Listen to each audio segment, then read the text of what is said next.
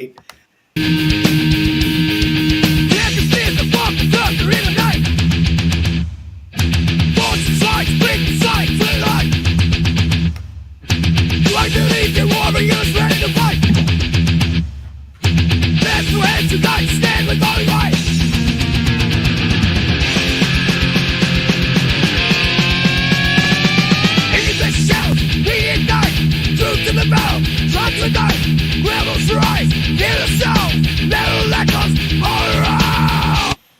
Metal echoes all around. So.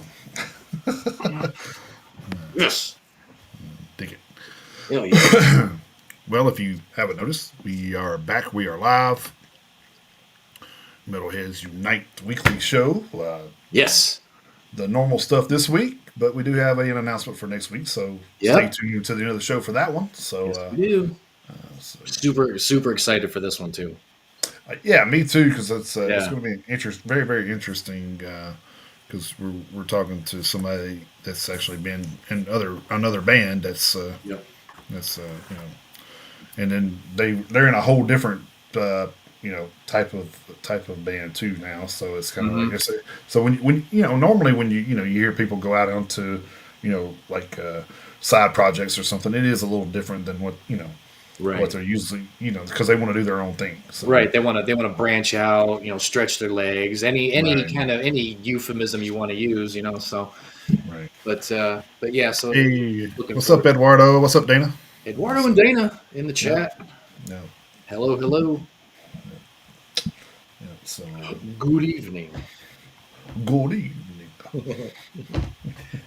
A little late for Halloween. Happy to have those two in the chat, and happy to have everybody here who's watching at home, and also happy, for everybody who, is going to watch this after the fact. Whether you're watching it live, whether you watch it later, it all counts the same in our books. So brought to you by Modelo tonight. So and A&W and Sonic. So Yeah, there you go. I got backups over here. I actually funny story with the Modelo. We actually got. I know you seen our skeleton that we dress up all the time. So we actually got a Cousin Eddie outfit, and then we got the we got the camper blow up. So the shitter's full. So I had to get a beer can for him. So, That's right. And I wasn't gonna waste it. So Right. I was like, it's not what he was drinking, but it's I don't even think they make what he was drinking. I was looking that up, and I was like, I don't even think they make that beer anymore. So They that's probably don't. Either that, I think that's in the '80s, man. So yeah, either that or you just can't get it here anymore. I mean, it was a German beer he was drinking, which was kind of crazy, I thought. But seeing as he was supposed to be poor, but he's drinking German beer, so well, I mean, we can always send Dieter an email and ask him if they still make it. Yeah, We would know. Yeah, it was something brow. I don't know. It wasn't Lowenbrow, but it was some brow. It could have been Meisterbrow, maybe. Maybe I don't know. Meisterbrow. Those are the Lowenbrow and Meisterbrow are the only two German beers that I really know, and I'm surprised I know that. I really am. I'm surprised I know that. Well, in your defense, you're very knowledgeable on things you don't participate in. So,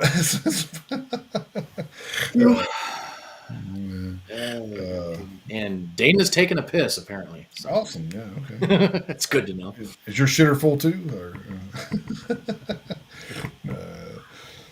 oh wow. Yeah. Well, be sure to get over your zipper this time. How do you get the beans above the Frank? Oh my god. Beans of Frank. Frankie beans. That's what I say. Frank and beans. Frankie beans. Oh my god. Oh Jesus. Well, this one's starting out with a bang. Yeah, I know, right? Oh man. Well, I guess we will get to rolling on this thing this week. We had a lot of disturbing and interesting news, I guess I could say. But yeah, that's true. The water's cold and deep. Well, quit standing in it. I don't know what to tell you. Man.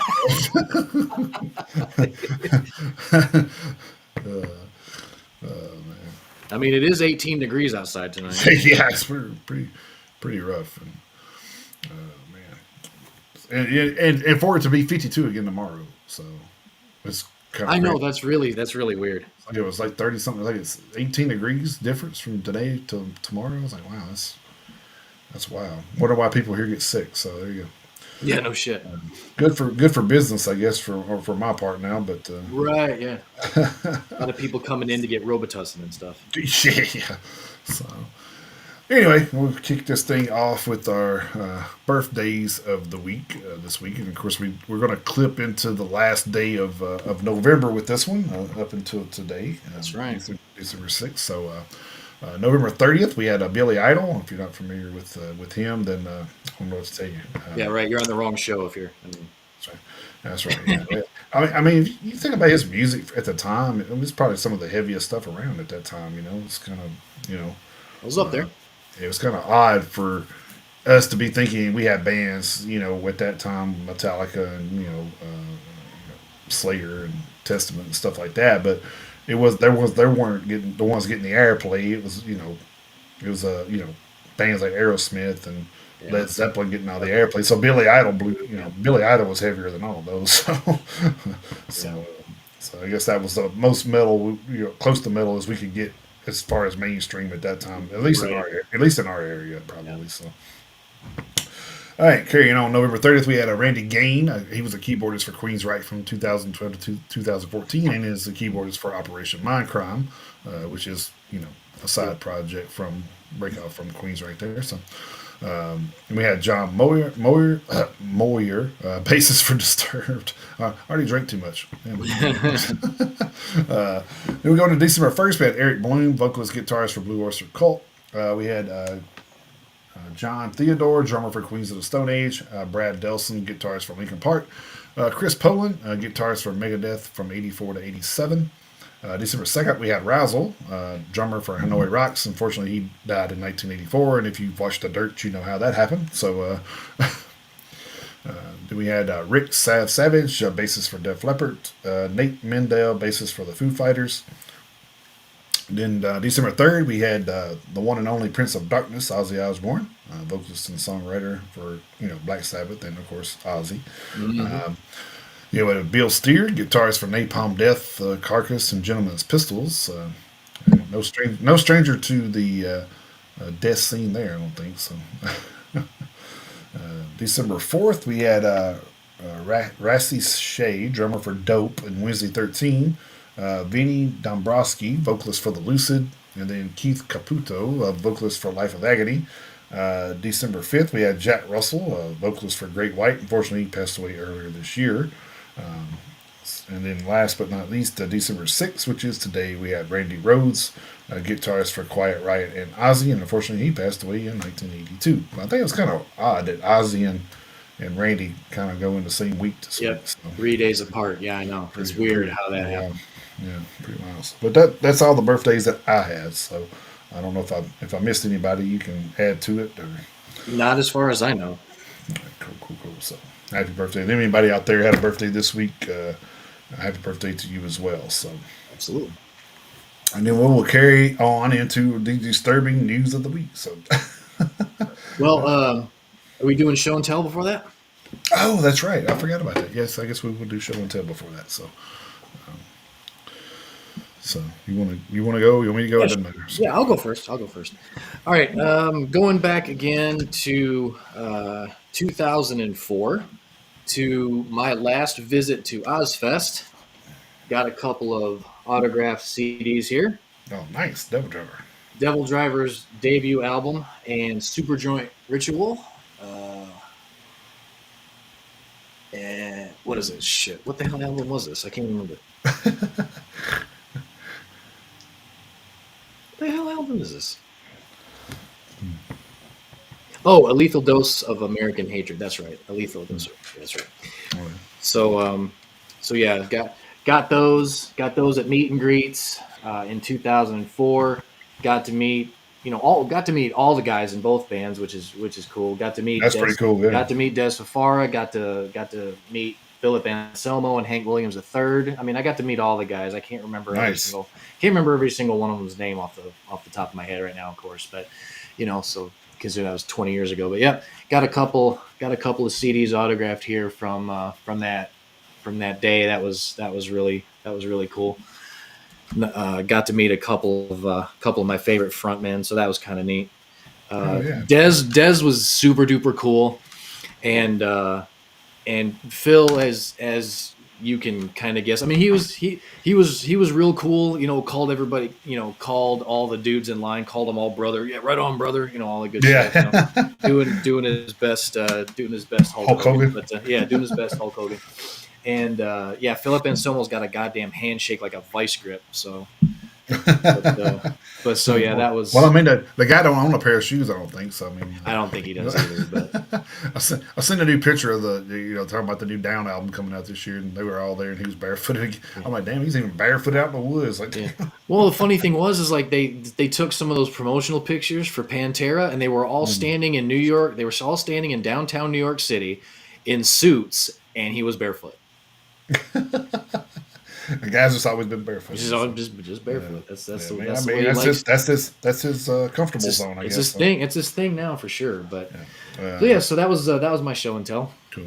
Dana did shout out to Cal Bush of Broken Side had a birthday today, so Oh, sorry I see, there missed. you go. I haven't been on social media much today, so I missed that. So But yeah, thank you for that. Absolutely. yeah. Thanks for reminding Yes. us of that one. So I guess I will Terrific. carry on with my pops collection here. This is some recent stuff I picked up a couple weeks ago. There's my Jim Root. Oh, nice. Yeah. So I got who did I have last week? Jay. I got Jay Weinberg last week, or 2 weeks ago, and then I got that one last week. So they got Mick too. So I may try to go back and get that one too if they still have it. So, Yeah, I mean, you gotta. I mean, yeah, they're like. gotta try to get them all. Yeah, gotta they're collect like. them all like Pokemon. Well, they're like guano bowls. You got to collect the whole set. Yeah, right. So it's crazy because the only one I haven't seen is Clown. I haven't seen a Clown one, which is crazy. And you would think that would be, him and Corey would be the two popular ones. Yeah, So, I have a hard time believing that they don't have him. yeah. Well, Somewhere. they don't. The store that I went into didn't have that. So Well, like I say, there's gotta be one you can get somewhere. yeah. Even I mean, like even if you have to order it just to have the whole thing. All right. So then I got this bad boy here. It's Alice Cooper. Oh, there you go. Yeah. So this one's actually, it says on the back here that there's only 8,000 of these made. So Oh, that's nice. yep. So I have one of them. So there you go. That's cool. especially considering some of the ones you've tried to buy and you got shut out on. Right. And then I also bought this one. I bought all these the same day. This store had all that stuff, and I'm just like, man, I can't pass this up because they may not be here when I come back. So, and this Alice and this one was actually the last ones they had. So I got Ozzy as well there. So seeing it was his birthday, I figured I'd share that too. And there was only 7,500 of these made. So Even better.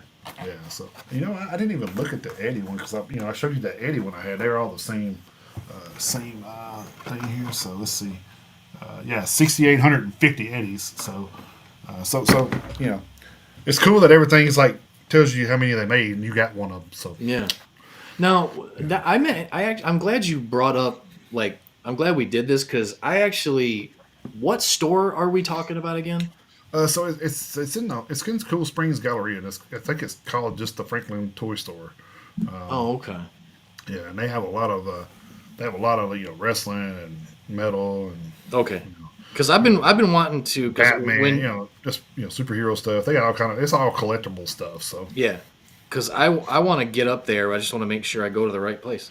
yeah, it's on the top floor, and it's like it's near the food court. So Gotcha. It's on the same side as GameStop, probably about 10 stores in between them or so. So Oh, okay. All right. yeah. I mean, if I know what end of the mall it's on, I should be able to. Yeah, you'll see it. Yeah, so. Yeah. All right. Cool. Nice. Yeah, it's got all these big busts in the window of like Batman and Joker and stuff. So yeah, you can't miss it. So Right on, man. they actually have a Heath Ledger Joker statue that I want to buy, but it's a little pricey. But Oh, I bet to me, it's worth the money just because of it's Heath Ledger. So I mean, he's not with us. He's not with us anymore. So right, and he did it, and of course, I mean, even if he was still alive, I mean, he did such a good job in that role. he did, yeah. He was probably one of my favorite Joker roles, honestly. So Oh yeah. All right, now I guess we will get into. We got all the fun out of the way, so let's get into the sad and the disturbing part of the show, I guess. Yeah. All So, right. All uh, right. Yeah. Well, yeah. Unfortunately, we to start off the current events segment, we have a couple of passings to pass along. This one, this one basically came across almost as soon as we went off the air last week. So this one, I mean, this one was basically at every outlet. But where I saw it first, I saw it at MetalAddicts.com. Bob Breyer, former drummer for My Chemical Romance, has died at the age of 44. TMZ reports that Breyer was discovered dead at his home in Tennessee on Tuesday, November 19th. He was last seen on November 4th. Authorities have ruled out foul play, noting no signs of a struggle or theft at the scene. Two dogs were removed from the property by animal control after Breyer's decomposed body was found. The medical examiner is now working to determine the cause and manner of his death. Breyer joined My Chemical Romance as a replacement for drummer Matt Pellissier shortly after the release of their second album, Three Cheers for Sweet Revenge, in '04. He contributed to all subsequent releases supporting the album and played a key role in the band's critically acclaimed concept album, The Black Parade, in '06. Despite numerous injuries sustained on tour, Breyer continued performing and recorded with the band for their fourth studio album. He left My Chemical Romance in 2010, with his final work featured on Conventional Weapons in '13, their last release before disbanding. After leaving the band, Breyer transitioned to working behind the scenes on tours for various artists and retired from music in 2014. He later became a real estate agent and devoted himself to supporting dog rescue charities and sanctuaries. On the heels of that, the band has issued a very brief statement. On December 2nd, My Chemical Romance released the following statement via social media. It is with a heavy heart that we say goodbye to Bob Breyer, our former bandmate and an important part of the history of My Chemical Romance. We send our deepest condolences to his friends and family at this time. May he rest in peace. One kind of weird thing going on with this whole thing is that I can't seem to get a concrete date on when they actually found his body. oh, I've seen the 19th. I've seen the 26th. I've seen the 27th. Wikipedia has his death date as November 4th, even though that's just the last day that he was reported being seen. So I'm not exactly sure when he actually passed away.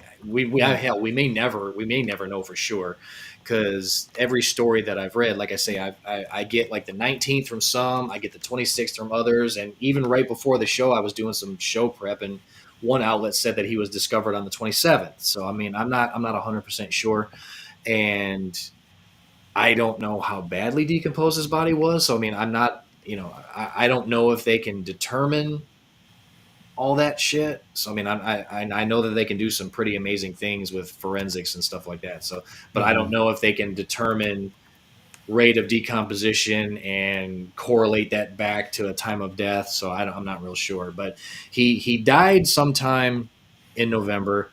Uh, don't know the cause of death as of yet. When that comes out, we'll pass that along to you guys. So let me read this other one. This one is also relatively short. Over at the PRP, surrounded by monsters, vocalist Michael Batson has passed away, with a GoFundMe having been launched for his significant other, and surrounded by Monsters bandmate Tracy. While an exact cause of death was not specified, the GoFundMe mentions the deathcore vocalist passed away on November 19th. Adding to the weight of the situation is Tracy herself having been diagnosed with MS back in 2015. The fundraiser aims to raise 10 grand to help ease the burden of the final expenses of Batson, with the following being offered. Quote, on November 19th, the world lost a diamond in the rough, a gentle human being that brought light and love to everyone he met. To lose someone as kind and loving as Mike has been incredibly hard on us all. Most of all, it has been hard on Tracy. He was the love of her life, her best friend. Tracy's world has fallen apart. No one prepares you for losing your spouse so early in life. Her heart and home have been ripped away in an instant. Yet, cruelly, life continues to demand from her. Funeral bills, medical bills, home bills keep coming despite her having lost everything.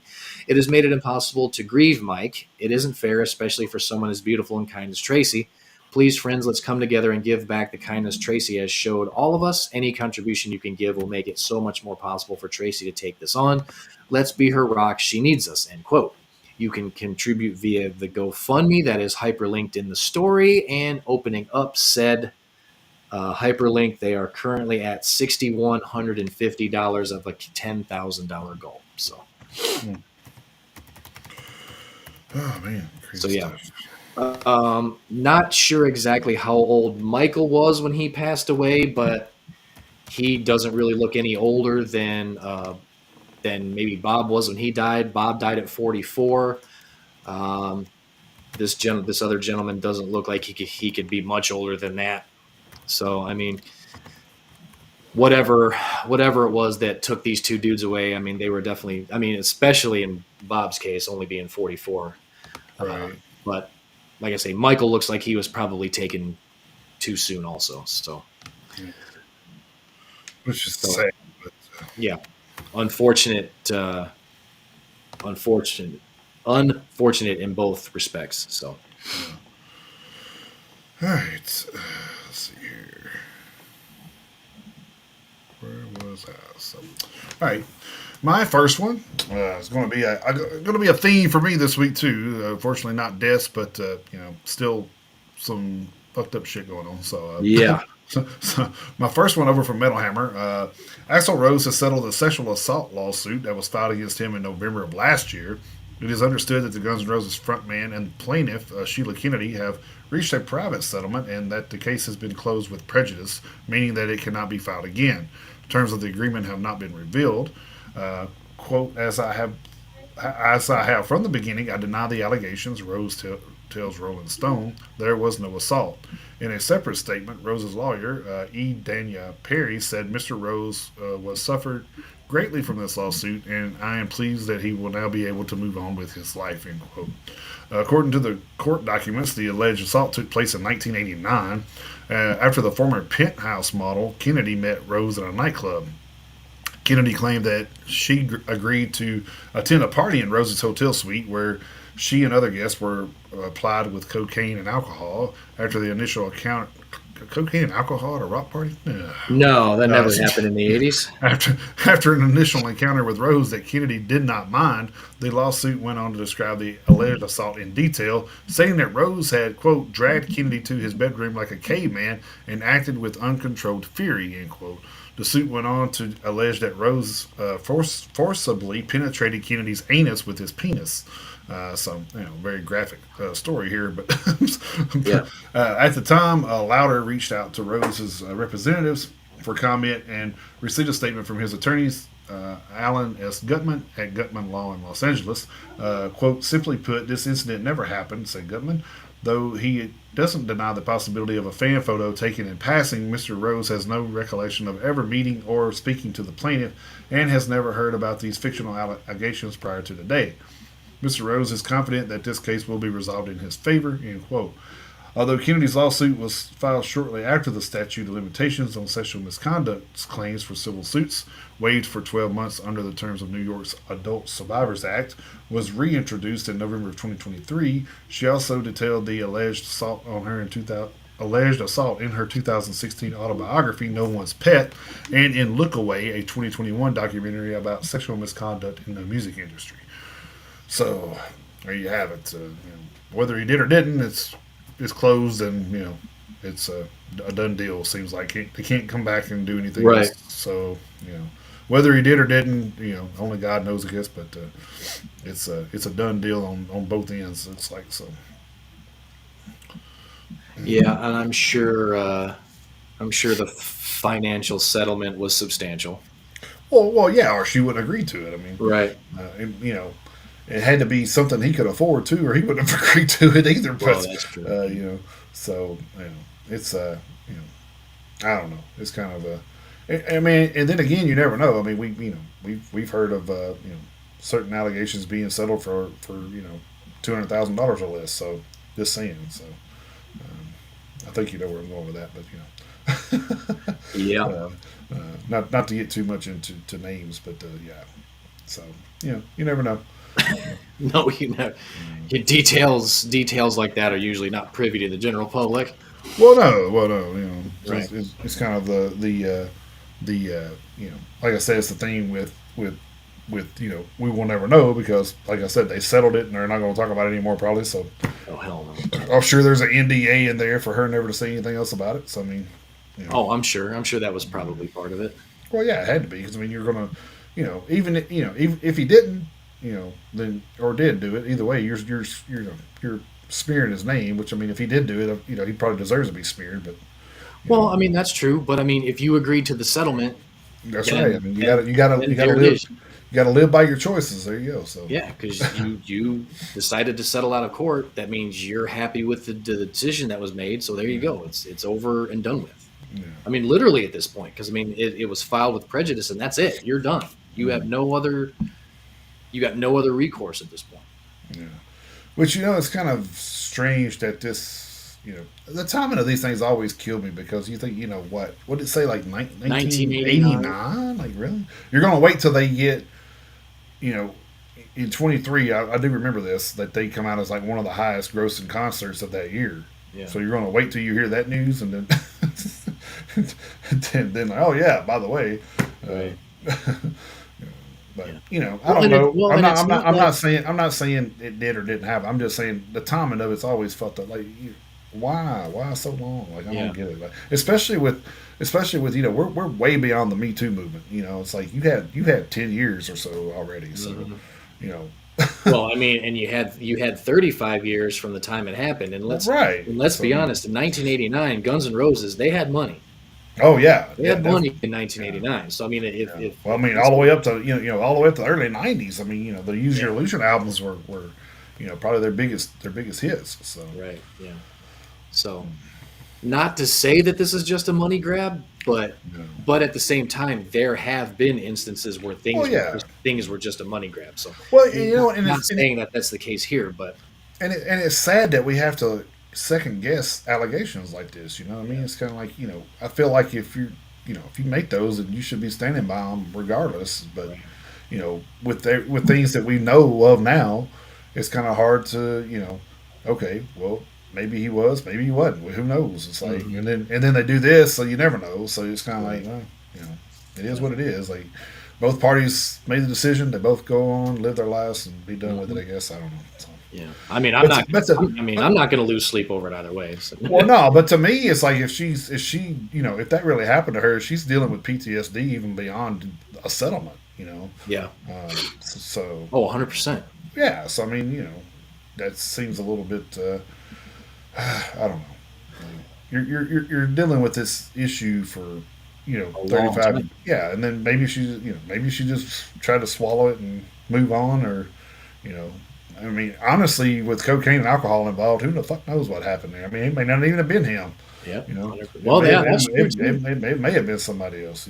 Because if you're talking about a hotel party Oh fuck yeah, after, there was probably a lot of band members at this shit. yeah. So if you're talking about Whoever they were touring with at the time, probably. sure, yeah, you're talking about a hotel party Yeah. with Guns N' Roses in the '80s. Hmm.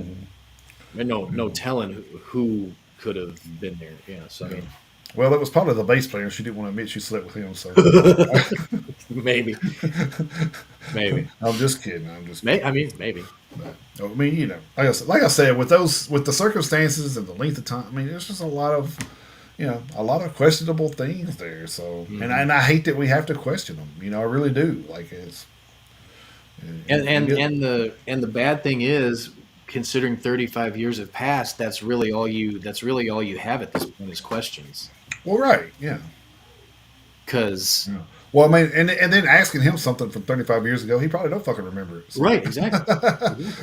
he's like, man, that was fucking 200 tours ago. Fuck, I don't remember this Yeah. shit. Well, then, especially in the context of what supposedly happened, you're talking about alcohol and drug fueled, Hmm. whatever. So, so yeah. Maybe that's what they meant by the spaghetti incident. I don't know. Oh Jesus, maybe that's why it took 13 years for Chinese democracy to come out. Oh man. All All right. right. All right. My next one is also over at the PRP. Bobby Burns, co founder of the defunct new metal outfit Primer 55, has shared a troubling update on his health. Burns originally held the guitar duties in Primer 55 before eventually taking on the lead vocal duties as well through their hiatus in 2015.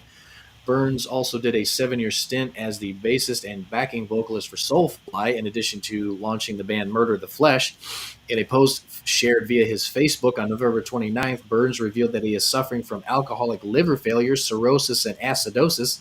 He stated, Mm, quote, "So, as many of y'all know by now, I've been in and out of the hospitals for the past over a year at this point. Early last year, I hadn't been feeling well and this and that, having pains in weird places, etc.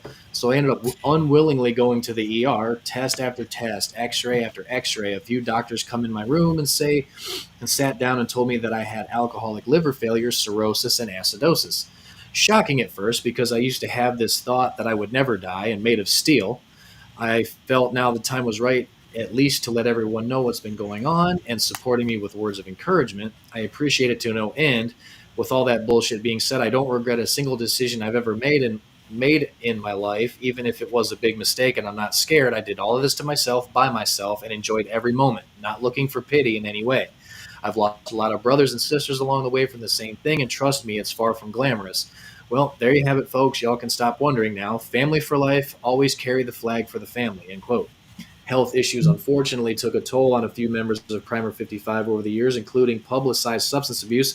The band's co-founding vocalist Jason J. Sin Luttrell passed away in 2018 following a battle with hepatitis C. So there you go. mm. Everything in, well, not everything. Certain things in moderation, kids. So Right, right. So like I said, I'm drinking a Modelo, but that's probably the first one I've had in months. So, and more than likely the only one you'll have. So there you go.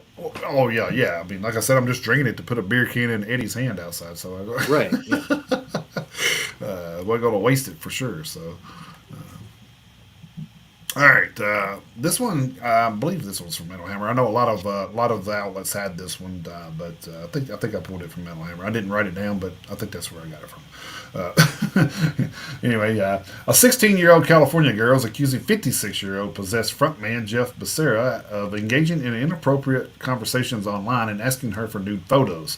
The allegations are buoyed by leaked screenshots and an audio clip that's recently been making the rounds online.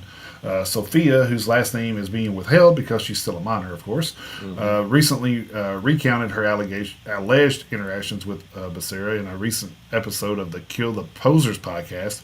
In her appearance, she said that she initially began speaking with Becerra out of a deep admiration for him as a musician, having picked up the bass herself. As conversations continued, she recounted that he was always very complimentary of her looks and interest in music, but those chats eventually turned into something more. And while she admitted that she may have been harboring a little bit of a crush, especially on Jeff in his younger years, and that's why she might have played along with it at first, she said the whole situation has been a lot to deal with. Quote, he's just a freak, I guess, a freakazoid. I don't know, man. This shit is all just insane to me because I really didn't expect any of this stuff to happen because he's somebody I really looked up to, and it's just really disappointing because all of my friends knew that I love that band. End quote. And some of the screenshots which we shared in of course in the pictures below, which I can't show you, but anyway, Mm-hmm. you can read what it looks like. Becerra being flirtatious, calling her his little death metal Barbie, and asking her to show something as long as you keep it a secret. I do recall him saying multiple times, I don't screenshot these messages because this could lead up to something bad. So that implies that he knew that he was doing what he was doing was not a good thing and something he shouldn't be doing. Something Mm-hmm. that could ruin his entire life and his entire career. End quote. Though she claims she wasn't the person to leak these screenshots, having initially shared them with friends and her boyfriend at the time. This is sounding more and more like a setup, right? She Well, says she just wants to make sure people were aware that this sort of thing is going on in the metal scene. Quote, my end game is to just spread awareness because I feel like there's a lot of this stuff happening in the scene, which I do not doubt that. I think it's really disappointing and puts a lot of dirt on our name. I think people like this don't really have any room to be in the community at all because scumbags like this are just making us all look bad. End quote. Um, in the interest of fairness, we reached out to Jeff Becerra himself to get his side of what allegedly went down between him and Sophia. According to the musician, he maintained that he felt the relationship was strictly platonic when he began talking this past August, but things slowly got out of hand over time. Rather than attempt to paraphrase his words and potentially mix up something, we opted to share his entire unedited statement below, along with a screenshot of his own that he says shows him trying to cut it off. Quote, there is something that I want to address with you before it gets out of hand and hopefully clears things up, or at least, very least, add some perspective. During the time I was in the hospital or shortly after, I responded and had a general correspondence with a 16-year-old fan and her boyfriend. Those of you who know me know that I have never had a problem chatting with any fans. I chat with people from all levels of society, backgrounds, and ages, and up till now, never had any problems. I have known this particular person who is coming out with allegations directed at me since around August. I was always polite, kind, and proper. We had been texting each other with metal related stuff. I wanted to help her and her boyfriend out with their band, and I gave them VIP tickets to my show. But in a few days directly after my surgery in October, this person really started making off color comments. Several times I said I'm not comfortable with this and let her know I'm as kindly and gently as possible. I'm old enough to be your father or grandfather for that matter. It was my mistake for not just saying, hey, enough, and cutting it off at the very first sign. It was irresponsible for me not to. I did not want to hurt her feelings. I tried to sort of ease out of the conversation, looking for an out so I could remove myself entirely from the situation on multiple occasions. I want to set the record straight because the way this is being portrayed online does not accurately show our interactions. My mistake was trying to be too cavalier about it, making too many jokes, especially when taken out of context and cut together, it can seem damning. Keep in mind that these conversations were happening in between sleepless nights and pain filled days directly after my surgeries and during the time I was in the hospital or shortly afterwards, and I wasn't really focusing on it, but I did tell her that it had to stop. And I was going to block her if she continued to send me messages. Beyond that, I was told after the fact that those close to me that I was sending them ramblings and nonsenses during this time as well when I was heavily on pain medications. While she persistently messaged me to continue talking, I said no, I'm blocking her. I feel this was a fan interaction and I did not feel as though I had done anything to make her feel threatened or uncomfortable based on the flow of the conversation. I never asked for anything or tried to pressure her into anything. She kept trying to get me to agree to text her something to the effect of a relationship plan of action, which is obviously out of the question. Up until this point, our conversations were always extremely light and proper. Right after I blocked her, she had connected with my ex girlfriend, who has a history of trying to paint me as negatively as humanly possible without substantiation. She chose to start publicly sending out calculated screenshots that were craftily strung together and wildly out of context. My ex girlfriend also started spreading rumors about me and trying to create a false narrative back then, and a couple of more times in between then and now. Lots of drama. And up until now, her motives have been more than transparent because people know me pretty well and because I do talk a lot and say ridiculous, out of pocket things that are funny to me but not meaningful in any way. They've easily seen right through that. I'm also seeing a lot of false narratives and outright lies, but I want to lay all doubts to rest and let you know that I am not or never have been anything but legitimate. I have been on this earth 56 years now, and I've never had any problems of this kind whatsoever. I worked my entire life and made my name and band around my exemplary reputation. My love of metal, my love for the fans and the supporters. I'm a family man with two wonderful children. Many of you may not know this, but other than touring and doctor's appointments, I haven't left the house for well over 15 years. Because of my condition, I'm bedridden except for when I tour or go to the doctor appointments. It is beyond ridiculous to think that I'd be chasing around young girls in my condition or that I would ever want to by any means. Never in a million years would I try to sneak around with a 16-year-old kid. I saw her as a fan. I'm going to end by saying this, sorry. I know this in my heart, I know in my heart of hearts that I've made a mistake, coming from a place of harmless humor and the drive to recognize fans as friends. when I should be more mindful of the impression I give to the people I respond to, as I value the connection with my community above almost all else. I understand that the perception of me and my actions and how I've disappointed my audience. I understand now that connecting with any and every fan that I can is irresponsible, not always helpful, and can create an uncomfortable situation. I'm sorry for the discomfort I have left with her and all of you. Knowing that this is not a matter to take lightly, I can only say that no matter what happens going forward, I will have learned and continue to be a better man the best I can. My intentions were clear and never had any ill intent. My music is everything to me. I have put my entire life into my music, and all I want to do is play for you and continue with this life that never seems. But sorry, play for you and continue with this life that never seems to happen. And to those who have defended me, thank you. You are the best and the reason I keep going. Thank you for being so brave and caring. But first, I got to get well and get back to resting and recuperating.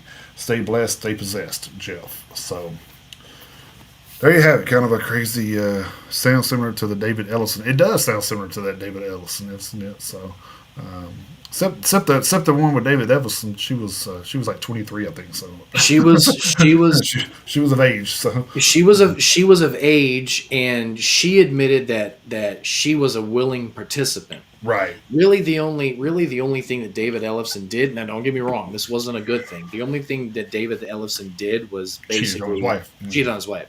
Which, don't get me wrong, of course that's bad, but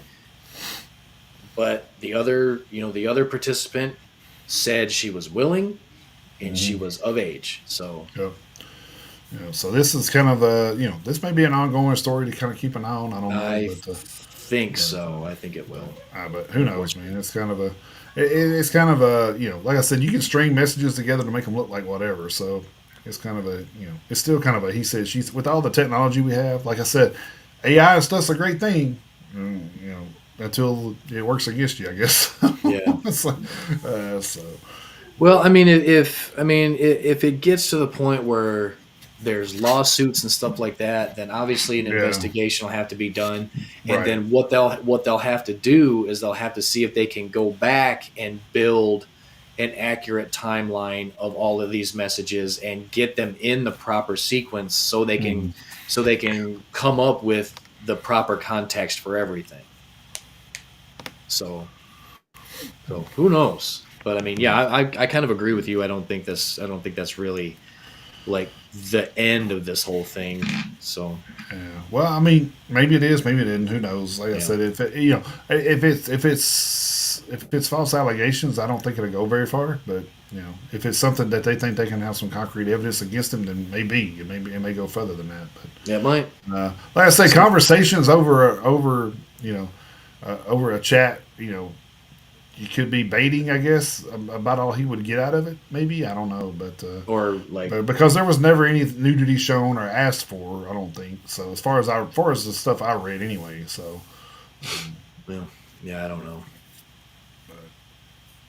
who knows? Yeah. All right, going over to Blabbermouth for my last one.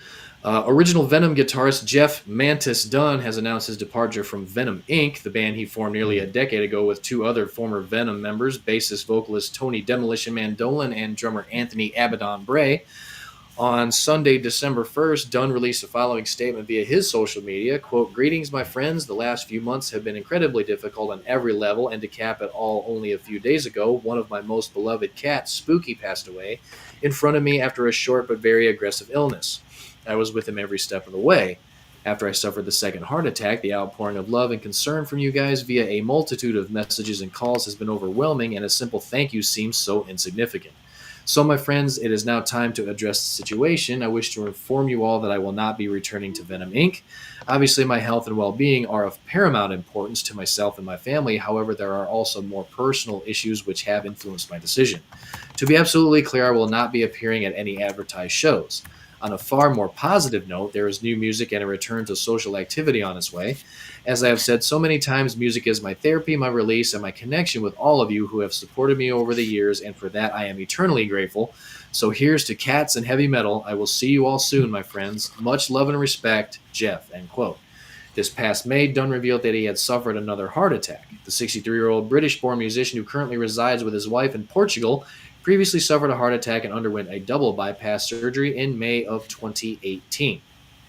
So there you go. Sometimes you just have to listen to your body and Yeah. make a call. Yeah. Yeah. That kind of goes back to what I was saying with the wrestling career. So like, my body said stop, so so Right. kind of like, hey, gotta stop. So whether you want to or not, it's kind of a thing. Even touring musicians. Like I said, Ozzy's in a situation where I'm sure his body's like, man, don't do this to me anymore. Yeah. but he's stubborn. He's still trying to. Yeah. Well, you know Ozzy's heart and his head are like, Right. I got one more in me, and his body's like, Yeah. the fuck you do. So. Exactly. Yeah. Dana, thanks for coming by, bud. We'll see you later. I got two more, so then That's fine. then I got the headlines, and then I got a story from the tour dates. So That's fine. so Have at it, I might get winded here. man. I forgot you did two in a row earlier, so I Yeah. probably should have stuck this. Probably should have stuck these two shorter ones together after you did, but that's okay. That's fine. This one over from Metal Ingestion. Taylor Barber, vocalist for Left to Suffer and 7 Hours After Violet, has come under fire for allegedly not delivering on vocal lessons fans paid for. One fan posted a lengthy thread on Reddit explaining that they had paid for lessons that never happened, while others claimed via the comments saying they had similar experiences.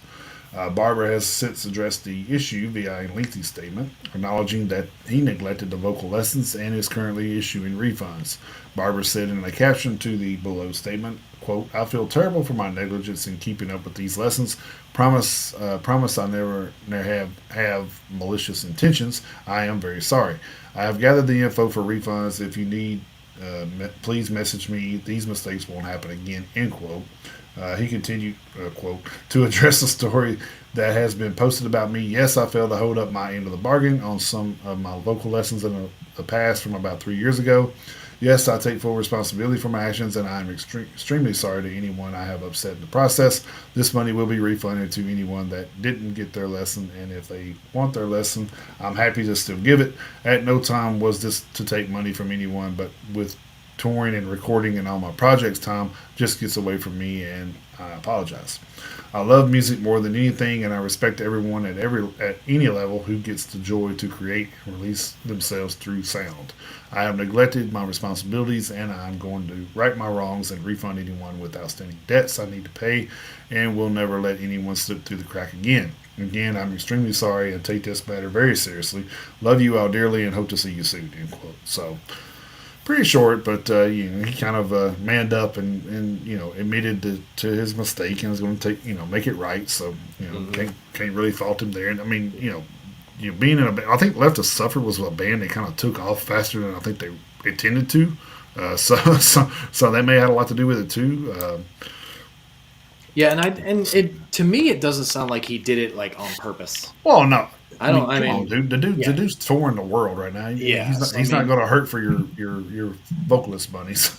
Yeah, so I mean, it doesn't sound like it was anything. It was like, I'm going to like scam all these people out of their, Yeah. 50 bucks or whatever it was. Yeah, and it wasn't like 100 people or nothing. It was like a handful of people. I think it was like up to 10, maybe. I don't know. Yeah.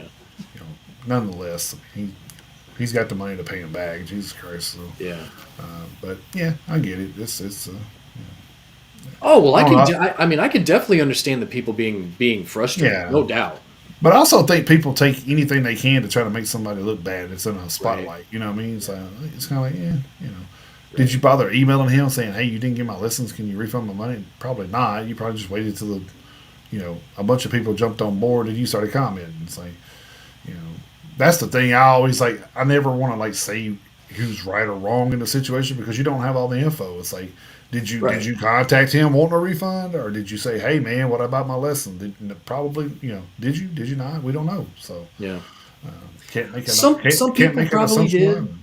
Yeah, some people probably did. Some of them probably didn't, and they just decided to do what they did and try to drag his name through the mud publicly. So. Right. Probably a little column A, little column B. Right. Yeah. A little mix of both. So. And then, last but not least, over from Metal Injection, some sad news. Iron Maiden originally launched their Legacy of the Beast mobile game in 2016, and after 8 years, is shutting it down.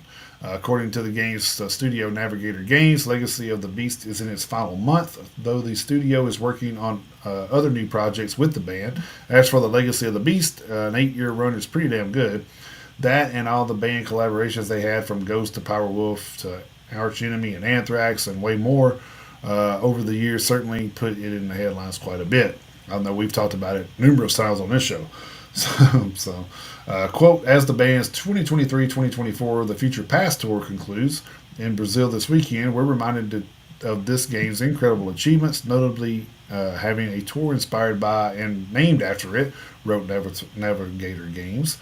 Complete with multiple onstage worlds, the Iron Maiden Legacy of the Beast tour played to over 3 million fans running from 2018 to 2022, circumnavigating the globe, headlining some of the biggest festivals and stadiums, including Rock in Rio, Hellfest, Download, and Wacken Open Air, just to name a few.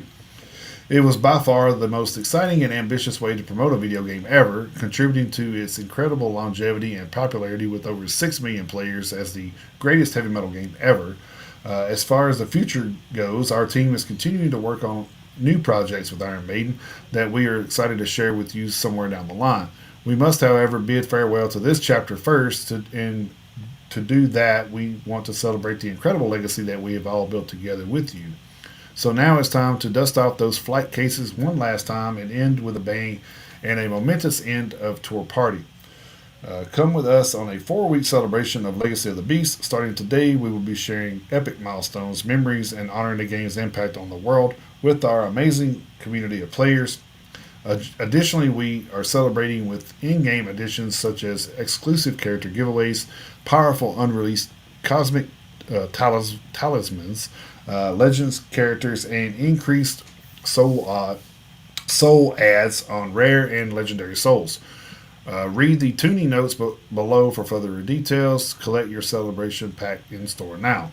We want to thank all of you troopers for their loyalty, passion, and dedication by making this the most legendary celebration of Iron Maiden and our game Legacy of the Beast. Here's what you need to know. Cash only in-out purchases are removed. Free giveaway packs have been added and are available all month.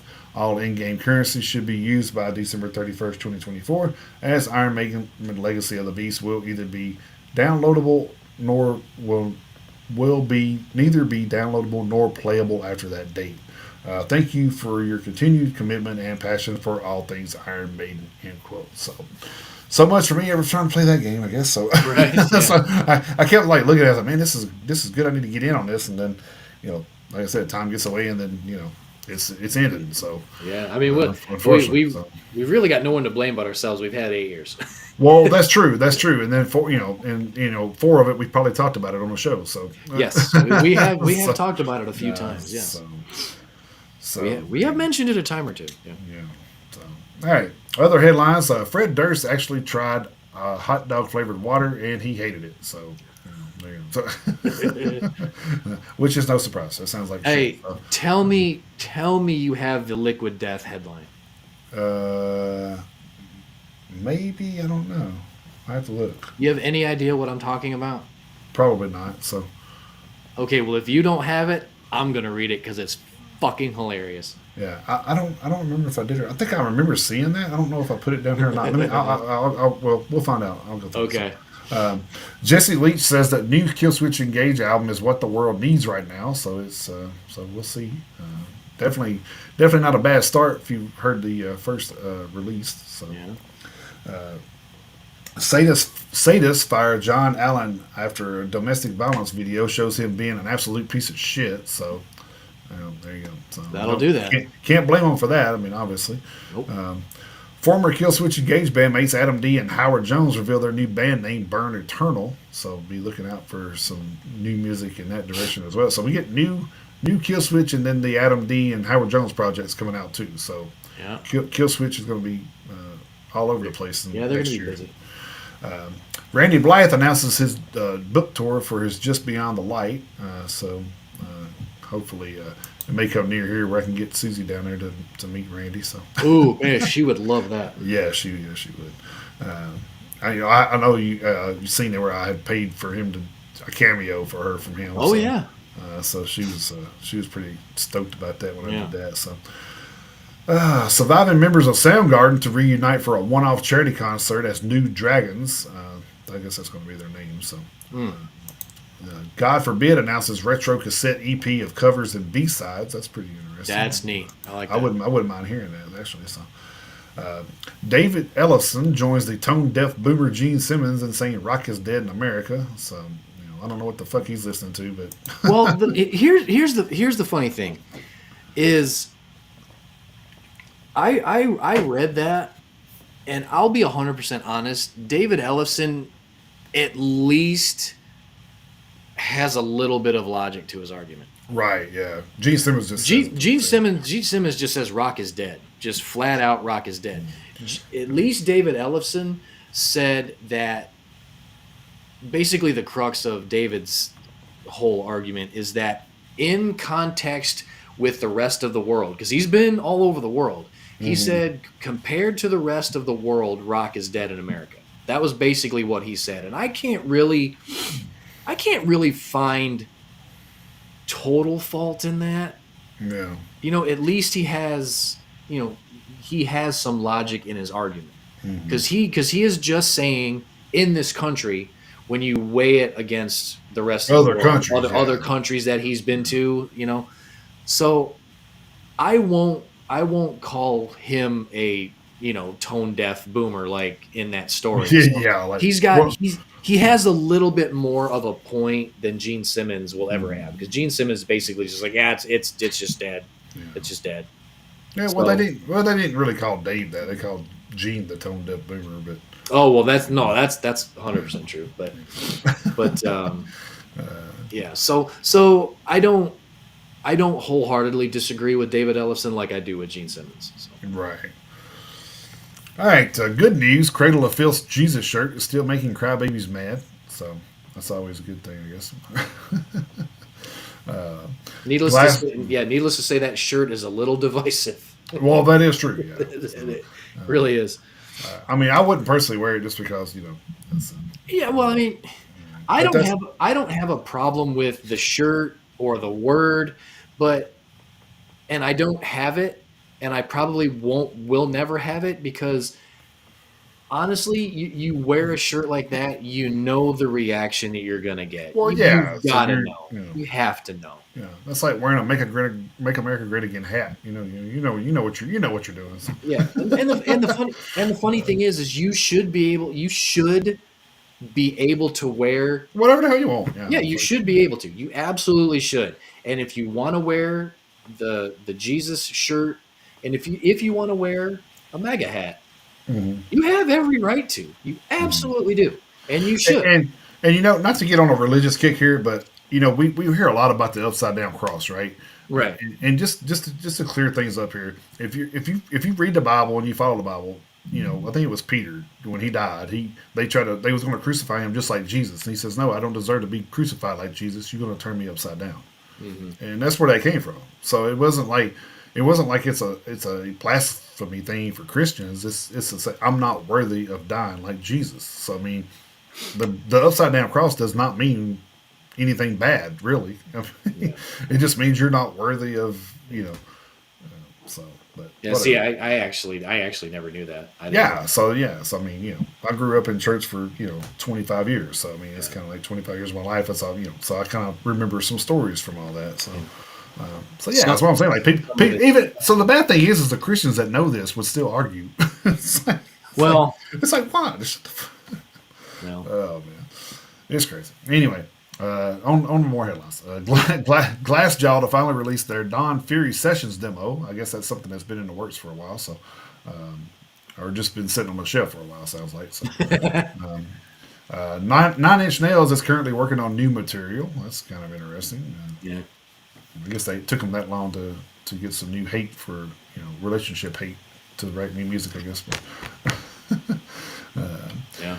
so here's one I'm surprised you didn't cover. Honestly, Ricky Rockets Poison drum kit got stolen from a Washington warehouse. So I'm not sure. I never saw that one. Yeah, so I don't know if it's No, I been. never saw that. Yeah, I don't know if it's been found yet or not. But Oh shit. as of yesterday, it was still at large. So Well, I'll be damned. No, yeah, I didn't see that. yeah, so I know you usually like reporting on the stolen stuff, and then trashing whoever did it. But Well, I do, because people who steal from other people, no matter what the hell they stole, those people are pieces of shit. yeah, exactly. Leave your hands off stuff that doesn't belong to you. Yep. Alice Cooper and Slash featured in the animated lyric video for "Freewheelin'" from the children's music album Solid Rock Revival. So, tell me how that's. I was about to say Yeah. that's a lot. There's a lot to unpack there. Yeah. So you got a children rock album, which is awesome. They're introducing children to rock, which is cool. Right. It And keeps they're it from dying, Gene. right. And then you got Alice Cooper and Slash, featured in the video, which is pretty cool. So. Yeah. So this one kind of blew my mind because I didn't know they were this close. But Machine Head is putting finishing touches on their 11th studio album. So I know. I'm like, It's supposed to be, I was like, wait, what? Already? yeah, It's like, slated for a tentative April release. I'm like, yes. dang, yeah. So I mean, that's gonna fall right in there with Anthrax and them, I think. So, Yep. so I am kind of, sort of, maybe a little bit, kind of holding out hope that Machine Head will be at Louder Than Life, yeah, that would be cool. That would be cool. and hopefully on the same day as Slayer. Oh my God, would that be awesome? That'd be Yes, it awesome. would. Official Led Zeppelin documentary becoming Led Zeppelin to receive an IMAX theatrical release in February. So that's a kind of a. I mean, not really into the music, but as far as for educational purposes, I wouldn't mind watching it. I mean, I don't know if Sure. I'd go to the IMAX to do it, but Probably not. Like if it yeah. came out on one of the streaming services I Well, already have, yeah. yeah, but I mean, I watched the Elvis movie and I watched the Yeah.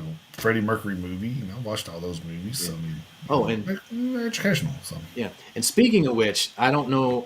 I don't know if you saw this or if it's one of your headlines, but I actually saw this not too long ago. I actually saw it earlier this evening, so I don't know if it's something that made it to your radar. But Netflix is actually releasing an Iron Maiden documentary sometime next year. oh, I did not see that. So Yeah, cool, yeah. awesome. I did see where they were doing another hair metal documentary or something too. So Yeah, I did see that, but this one with Iron Maiden is completely separate from that. yeah. Well, I kind of figured it. I'm just saying that kind of triggered me Yeah. thinking about it. I didn't write it down because we've already kind of talked about the first one. So Right. This other one, I don't know if it's like a sequel or a spin-off, but I remember. I think they were saying like it was kind of a spinoff. I think from that's. Yeah, I think you're right, because I actually saw the story too, so I just kind of like glanced over it for the same reason you did. yeah, because we talked about it before. Yeah, and then like I say, a few hours ago, I was doing some things, and I saw it may have actually been on Facebook, to be completely honest with you. But yeah, so Netflix has got that coming out with Iron Maiden next year. Well, that's still pretty cool. I wouldn't mind seeing that too. So Oh, I'll definitely for check sure. that out. Now I would go to the IMAX and see that. So I would consider it. then Demu Berger is entering the studio with longtime producer Frederick Nordstrom. So looking for that new music from them as well. I think they just had an album out last year, didn't they? I don't Something remember. like I have to that. look. It was. I mean, it's been recent. So then last but not least, I didn't have the Liquid Death story. Okay. So last but not least, I had Slipknot's Aloy Casagrande is named 2024 Metal Drummer of the Year by readers of Modern Drummer magazine. Yeah, that's very cool. I saw that. Congratulations to that. So I Yeah. mean, All right. pretty cool. Okay. So I have two things. Okay. One thing that I saw is that All That Remains is going to be releasing their next album called Anti-Fragile. It's going to Yeah. be releasing next year. I don't know if there's a concrete date yet. I And then mean, the other they've already had singles released from. yeah. So, I mean, And then the other thing I had that I already referenced, I saw this. I don't have it. I don't have it pulled up. But Liquid Death, the water company, and this is a legit thing. You can actually buy this thing. Liquid Death and Depend Undergarments what the, have teamed up, and they have come up with a limited edition pit diaper oh my god. that you can buy To wear in the pit, so you to don't have to wear lose your spot. to wear in the pit, so you don't have to take it, so you don't have to worry about leaving to take a piss. Let me see if I can find it real quick. Is My this thing? Jesus And Christ! it's like I say, it's a legit thing. I think I saw it on Blabbermouth yesterday. It's been in a few places. I know the PRP had it, and it's actually been endorsed by shit. I'm wanting there it is right there. I'm wanting to say the drummer for Carcass. Hold on a second. Let me get into Oh the my story here. God! Uh,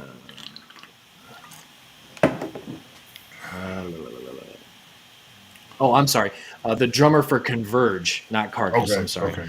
Um, but yeah, the pit diaper can be purchased exclusively at liquiddeath.com/pit diaper for $75.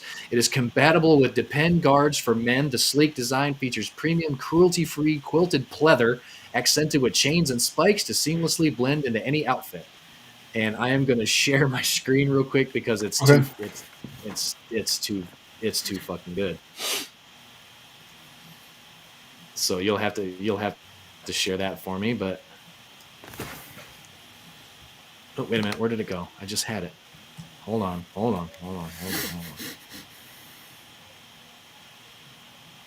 Yep, there it is. Okay, you got it. There it is. I don't know if you can. I don't know if you can. You can make that any bigger or not. You can change the video layout or the screen layout or whatever. There we go. Oh my God, that's fucking It's a hilarious. it's a it's a real thing. Jesus Christ, that's crazy, dude. Wow. So yep, that's it's a real thing. Jesus Christ. Man, what are they gonna come up with next? I All don't right. know. I guess that will take us into our hitting the road segment. Yep. I had a story that went along with this. That's why just all I did was the story because it went around a festival. So of course I try to handle most of the festivals for you. So this one's over from Blabbermouth. Prior Creek Music Festivals has announced that effective immediately, company president Mark Nussel, along with his wife Bev and VP David, I don't know how to spell Gainke, alongside his wife Sharon, alongside with the dedicated PCMF team, will once again take ownership of the Rocklahoma and Born and Raised musical festivals. This decision Oh yeah. comes from a desire to maintain these events in their true form as annual destinations for friends to reunite and enjoy quality music talent. Quote, these festivals have been our heart and soul throughout the years. We are thrilled to have them back in our hands, said Dave Gianke. I guess that's how you spell his name. It's like Gienncke. So I don't know. That's what it looks like to me. Hmm. So since their inception, both Rocklahoma and Born and Raised have become cornerstones of the summer festival scene. These festivals attract fans from all over the country who seek an unparalleled music and camping experience like no other. Quote, we built these festivals and the venue from the ground up. There's a deep pride in Oklahoma and in these festivals, said Sharon Chianke. Over the years, it has been become a true community. At PCMF, we pride ourselves on the unique relationships we maintain with our service providers and customers compared to larger corporations. End quote. With both Rocklahoma and Born and Raised returning to their original sole ownership under Prior Creek Music Festivals, I need to start counting for that shit. Announcements regarding new lineups and ticket packages for the 2025 events will be coming soon. Quote, we are committed to respecting and honoring the original essence and spirit of these festivals, and we intend to do so, said Mark Nussel, end quote. The news of Rocklahoma founders resuming control of the festivals comes 8 months after it was announced that Danny Wimmer Presents, DWP, the largest independent live event producer in the United States, had acquired Rocklahoma and Born and Raised. Both are celebrated events taking place at Rocking Red Dirt Ranch in Pryor, Oklahoma, and have become known as a destination for premier summer music festival experiences. Established in 2007, Rocklahoma has grown to become a cornerstone in the rock music festival circuit, drawing fans from all over the globe to experience its unrivaled rock and roll party atmosphere. Born and raised, has quickly made its mark since debuting in 2021 with a mix of Texas and red dirt country, outlaw, and Americana, celebrating honest songwriters with meaningful lyrics. Both events have were removed. I mean, hold on. Both events are renowned. Sorry, not just for their carefully curated musical lineups, but for offering attendees the opportunity to embrace the music they love together with their friends. These destination music experiences offer multiple stages, camping for 20,000 plus people, and secondary fan experiences, all within the scenic landscapes of Pryor, Oklahoma. This aspect of the festivals transforms them into more than just music events. They become a haven for community and celebration where fans can escape the everyday and revel in the spirit of music. So there you go. I didn't realize DWP had tried to acquire that. That's pretty interesting. Well, I mean, if it wasn't going to be run by the founders of it, it definitely could have done a lot worse having DWP buy it. Well, yeah, for sure. I mean, you know, like I said, we've talked about this before. I mean, that's somebody that is experienced in running these things, and they take care of their customers, which is great. So, Yep. you know, we could have walked out empty handed, and I guarantee if it was another festival we won't name, we would have. Hmm. So, Oh yeah. Oh yeah. Absolutely. from Without the events question. that we've had, and like I said, they took care of me in 2018 when I couldn't go. So, I have no complaints about DWP. So, And I've heard, I actually haven't been to one of their festivals. I tried this year, but yeah. I don't blame them for doing what they did. But I haven't really heard anything negative. I mean, you've been to a few and you've had good experiences, and so I mean, I really have no reason to think that if they would have taken control of Rocklahoma, that it wouldn't have gone off without a hitch like all the other Right. ones. Yeah, I think I went to.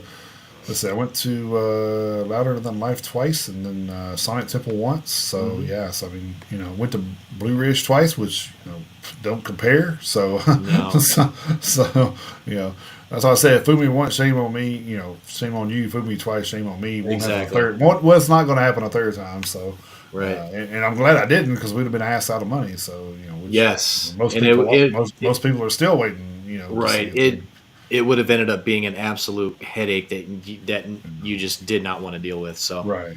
Then I'd have had to find him and stomp a mud hole in his ass. So, and walk it dry. Hell yeah. so Yeah. yeah. All right. I think that's what they really needed to do. They should have band together and find him out somewhere and just beat the Hmm. fucking shit out of him. So Yeah. They just need to find the guy and be like, I ask you, please just give us 5 minutes alone. So yep. So, all right. So for my contribution hitting the road this week, starting over at the PRP.com for the week of the 30th through the 6th, Paul Bearer is going on a European and UK tour. No word yet on any openers. oh Yeah, yes, that Paul Bearer, exactly. Old Percy Pringle, the third. starting May 7th in Reykjavik, Iceland at Gaukuren, finishing May 24th in Berlin, Germany at the Desert Fest Berlin. Poison the Well, Glassjaw, Better Lovers, and Teenage Wrist are going on a North American tour starting April 4th in Los Angeles at the Hollywood Palladium, finishing April 29th in Toronto, Ontario at the Danforth Music Hall. That date will be without Glassjaw and Teenage Wrist. They will be in Nashville on April 21st at Brooklyn Bowl. Glassjaw will not be at that show. Make Them Suffer, Like Moths from Flames, Wind Waker, and Aviana are going on a North American tour starting February 20th in Minneapolis, Minnesota at the Varsity Theater, finishing March 30th in Denver, Colorado at the Gothic Theater. They'll be in Nashville on March 9th at East Side Bowl. Pierce the Veil is going to be very busy next year. Hmm. They will be going on a uh, North American tour starting May 13th in Charlotte, North Carolina at the PNC Music Pavilion, finishing May 25th in Burgettstown, Pennsylvania at the Pavilion at Star Lake. Then they will be with Sleeping with Sirens and Beach Weather, starting May 27th in Laval, Quebec at Place Bell.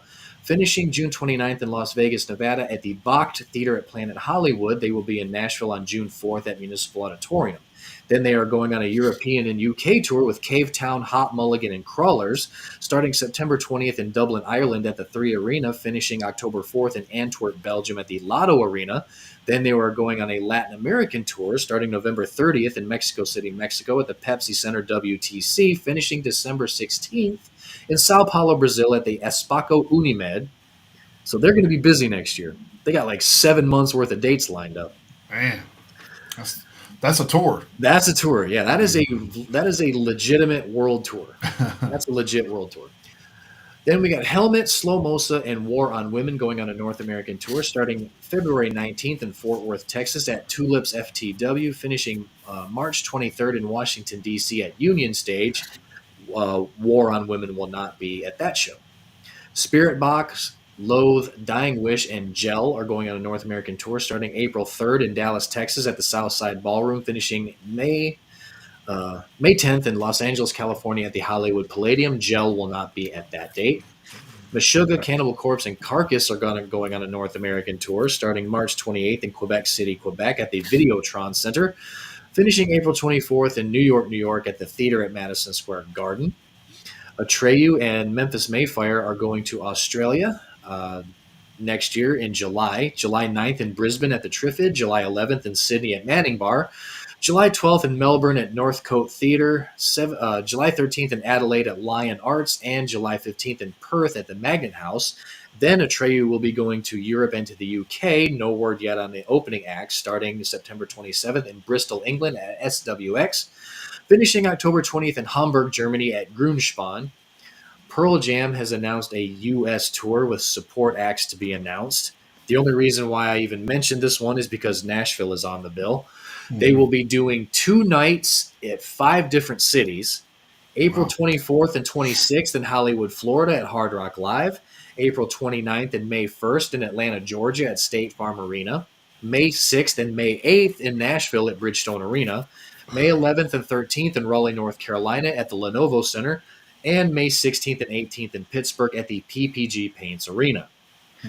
Head PE is going on a January U.S. tour starting January 10th in Spokane, Washington at the District Bar, finishing January 26th, Jesus, in San Diego, California at Brick by Brick.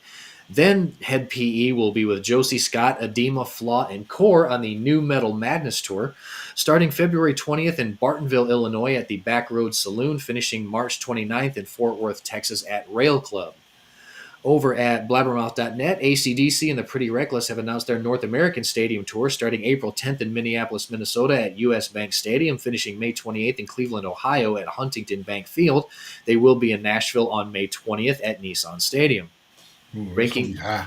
yeah, it'll be hot and expensive, yeah. Yep. Breaking Benjamin, Stained, Wage War, and Lakeview are going on a U.S. tour starting April 26th in Brandon, Missouri at the Brandon Amphitheater, finishing June 1st in Kansas City, Missouri at the T-Mobile Center. They will be in Nashville on April 27th at Bridgestone Arena. Emperor is going on a May U.S. tour with Wolves in the Throne Room, Agalloch, and Wayfarer taking turns as openers, starting May 9th in Worcester, Mass. At the Palladium, finishing May 18th in Anaheim at the House of Blues. Sabotage has announced some 2025 tour dates, starting April 19th in Sao Paulo, Brazil at Monsters of Rock, finishing June 28th in Thessaloniki, Greece at Rockwave. And lastly, over at Facebook, Agnostic Front, Murphy's Law, Violent Way with Liberty and Justice appearing at select dates, starting March 13th in Pittsburgh, Pennsylvania at the Craft House Stage and Grill, finishing April 6th in Amityville, New York at the Amityville Music Hall. The only Tennessee date is March 31st in Memphis at Growlers. That is hitting the road for the 30th through the 6th. You didn't miss one? Did I? Did we talk about one on chat that we were going to try to go to? Oh, fuck, what was that one? Venom Inc. and Salem's Child, right? Oh, well, no, I talked about that one last week. Oh, it was last week? Okay. Yeah. Okay. Gotcha. Yeah. I just know we were talking about it this week, and I was like, oh. Yeah, that one I talked about last week. Okay, That's right. cool. Okay. Yeah, because that one was announced on Facebook, and that was one of the ones that I read on Facebook last week. So yeah. Oh, okay. Cool. So yes, yeah, that one is what, February 2nd? Did we say? I think that's what it said. Yeah. The one in Knoxville? Yeah. Yeah, I think so. I think that's right. Yeah. Yeah. So yes, we did talk about that one last week. Cool. All right. So I don't want to go into this yet. There's something I kind of wanted to talk about, but because we only got You know what? I'll do it. We still got 2 weeks, right? No, we got one. We got next week. That's it. I thought we was doing. No, Oh, we I'm still. sorry. Yeah, we're doing the 13. 20. Yeah, we do have two. We do have 2 weeks left. Yeah, I'm sorry. Okay, okay, yeah, okay, cool, cool. Yeah, Then we got. I'll do it the week after next. Then, so I'll hold Okay. that off. I'll hold that off till then. It was more of a run through of our growth and stuff. So yeah, we'll talk about that before we end the year off. So Okay, that sounds good. cool, cool. Yeah, I was trying to remember. I was like, yeah, we got one show or two shows. I couldn't remember. We do have two shows. I Two thought it shows, was. two I shows. thought Yeah. we have two shows. We have one guest. That's where I got it. Right, right, right, Right, right, we right. have Yeah. one guest. As Cool. of right now, we have one more guest.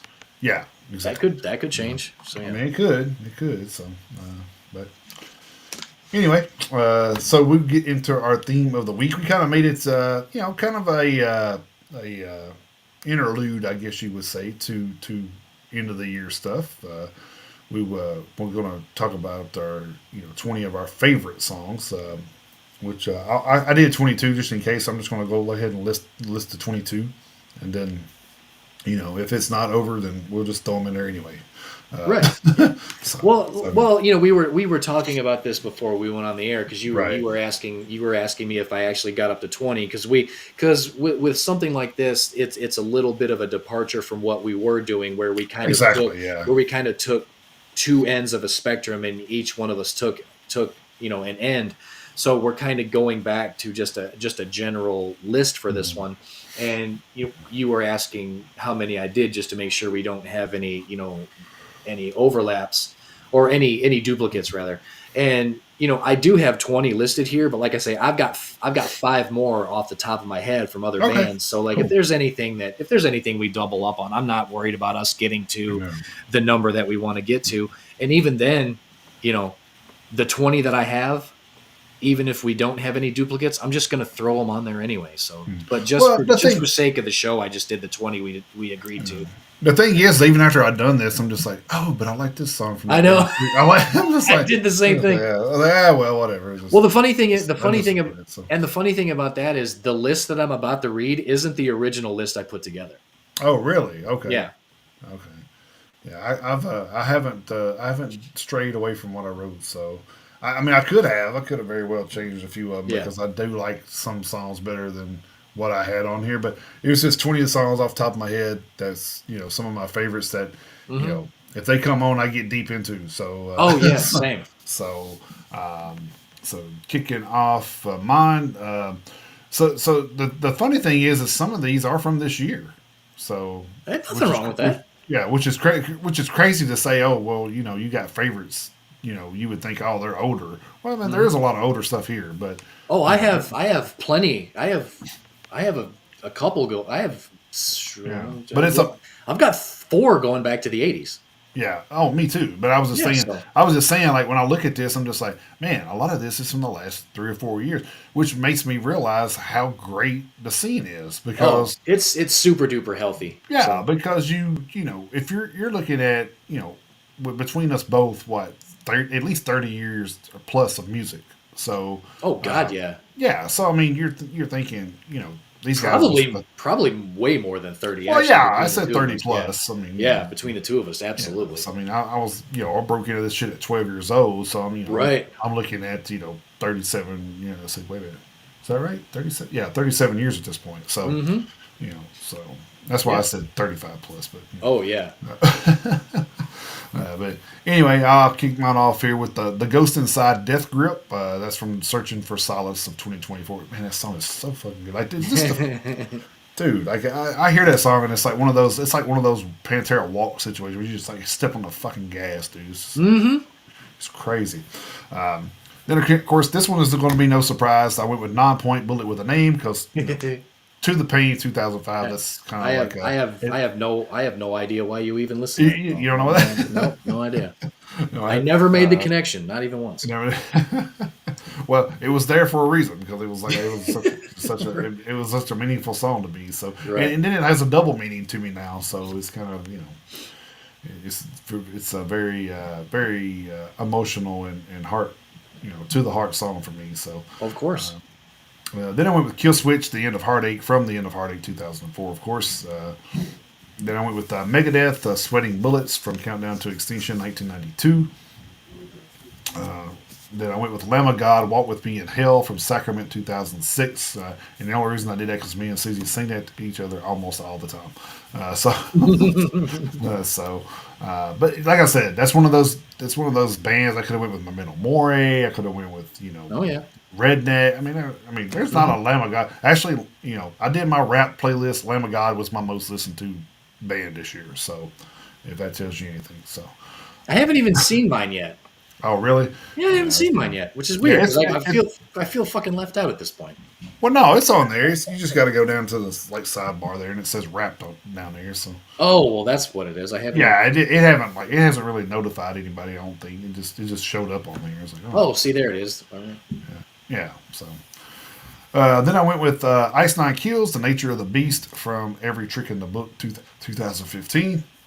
Another band I could have went with about 20 other songs. So Mhm. then as the aforementioned Pantera Walk, Vulgar Display of Power 1992. Then I went with Bullet from a Valentine, Knives from the Bullet from a Valentine album in 2022,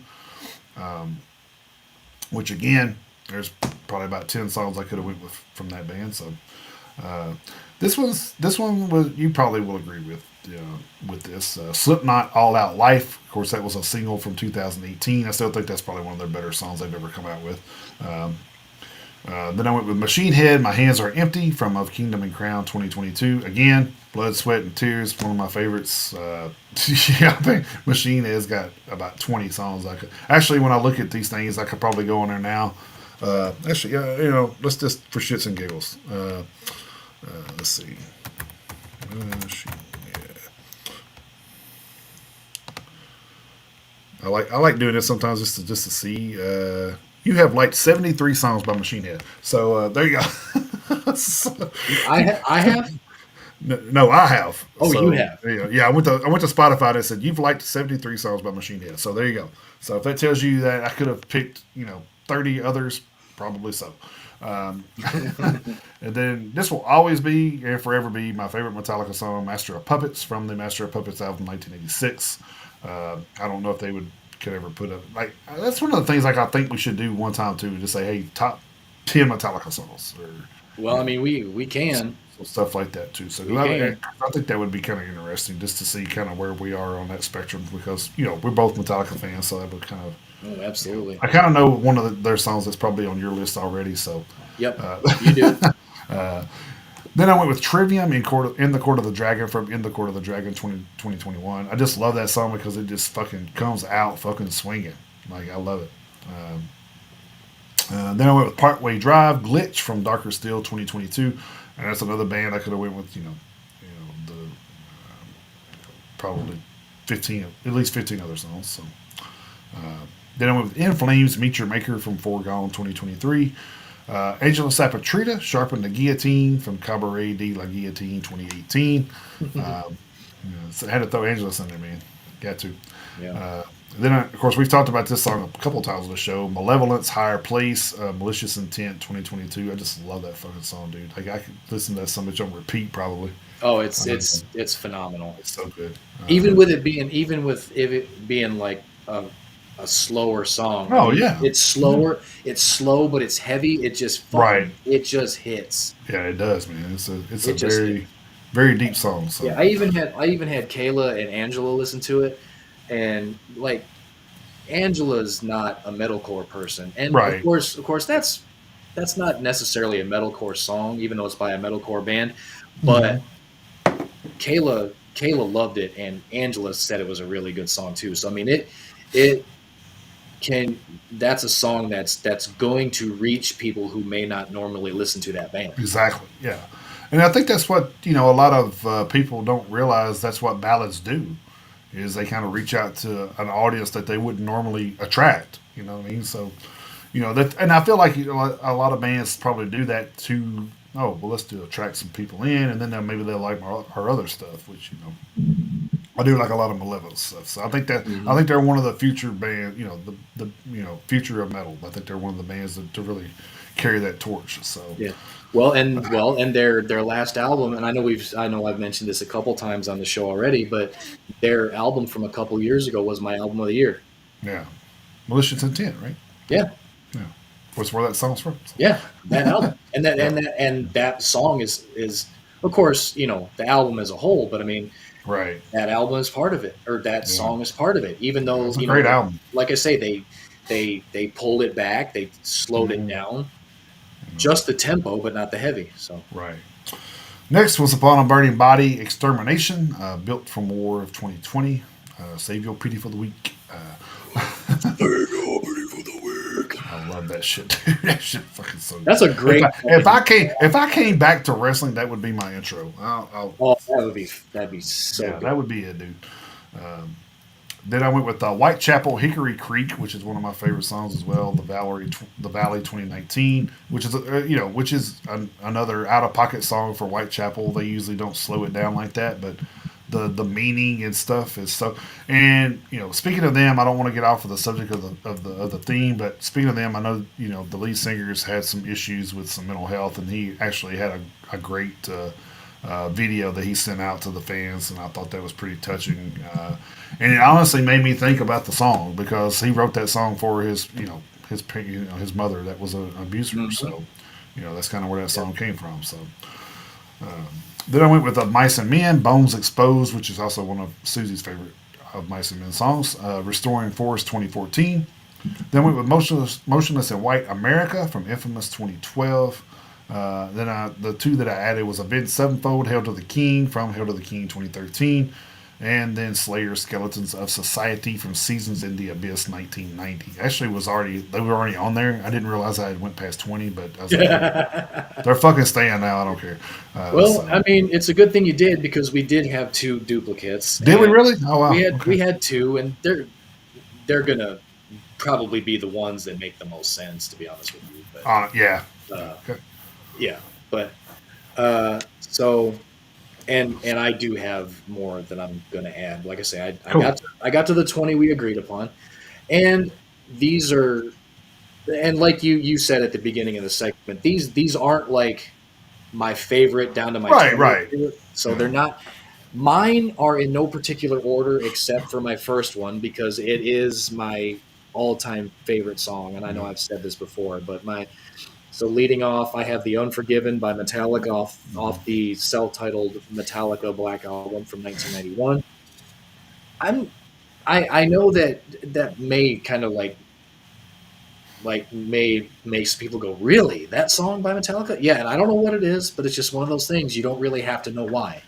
Well, it's like we've talked about before, man. Certain songs just touch you in a different way. Yeah, It's like so I mean, and then obviously it touched you in an emotional, yeah, and who knows what state you were going through when you first heard that song. You know what I yeah, mean? So so it just touched you in a certain way that made you fall in love with it, dude. It's yeah, just so that's the good thing about music is it touches people in different ways. right, and you don't have to you don't ever have to explain why you like a song or how Nope. or the way it makes you feel. So that's my all time favorite song. So that's my number one. Then I went with "Halo" by Machine Head off the Blackening from 2007. Then I had "Clouds Over California" by Devil Driver off the Last Kind Words from 2007. Then I had "Balls to the Wall" by Accept off "Balls to the Nice. Wall" from 1983. Ooh, yeah. Then I had "Rock You Like a Hurricane" by the Scorpions off "Love at First Sting" from 1984. Nice. That song to me, 40 years later, still holds up as far as Oh I'm concerned. hell yeah, dude. That Hell, song, hell yeah. that "Rock You Like a Hurricane" has withstood the test of time. Of course, I think "Balls to the Wall" has too, Hmm. not quite to the extent that "Rock You Like a Hurricane" has, but either way. And then my next one is probably another surprise based on the band, but I went with "Trust" by Megadeth off Cryptic Writings from 1997. Again, that's just another one of those songs that for some reason just the way it was composed or whatever, I don't know why, but it is what it is. Especially with some of the albums that they came out with earlier in their career, like Hmm. Peace Bells and Yeah. Rust in Peace and Countdown to Extinction. I don't know why, but that's just the song that I like most. It is what it is. Then I went with "Seasons in the Abyss" by Slayer off the album of the same name from 1990. I'm getting some love. The funny thing is "Raining Blood" has one of the most iconic guitar Hmm. riffs that heavy metal has ever heard. Oh yeah. But for me, from a Seasons in the Abyss probably two. I mean, yeah. But for me, as far as like just on a song by song basis, to me, Seasons in the Abyss is a better song from front to back than Raining Blood. But you can't fuck with the Raining Blood guitar, that guitar riff. You no. just can't. So for Isn't me, isn't Seasons in the Abyss the song Edge came out to in WrestleMania? may have been. Yeah, I'd have to go back and I'd have to go back and look because I think that's what it was. I'd have to go back and look because I didn't get a chance to watch that WrestleMania, so I'm not 100% sure. I know we were talking about it, and I think I said Rain and Blood, and I think Dana corrected me. He said, "No, that was Seasons in the Abyss." I said, "Oh, yeah, you're It right. may You're have right." been. I'd have to double check, but and then I went with Painkiller by Judas Priest. A lot of these are uh, uh, what do you call them? Title tracks. Title tracks. Yeah, a Yeah. lot of them are title tracks, and it wasn't the plan. But Right. then I had Painkiller by Judas Priest off the album of the same name from 1990. Then I also had Walk by Pantera off Vulgar Display of Power from 1992. Again, that guitar intro is Mhm. iconic. I mean, Well, yeah. you're anybody who's ever listened to heavy metal and even hard rock is probably going to know that song just by that bam, bam, and they're Yep. going to know Yep. they'll know that song immediately. Then I went with Shot in the Dark by Ozzy Osbourne off the Ultimate Sin from Nice. 1986. Then I went with Redneck by Lamb of God off of Sacrament from 2006. Uh, Then I went with Camouflage by Sabaton off of The Last Stand from 2016. Bloody Angel by Avatar off Hail the Apocalypse from 2014. oh, that's so good too. Yeah. Nemesis by Arch Enemy off Doomsday Machine from 2005. Indoctrinate by Angela Sapatrita off their self-titled album from 2021, also my album of the year for that year. Yep. Then I went with Strife by Trivium off Vengeance Falls from 2013. Then I also had All Out Life by Slipknot, single from 2019. Then I had Toxic Waltz by Exodus off Fabulous Disaster from 1989.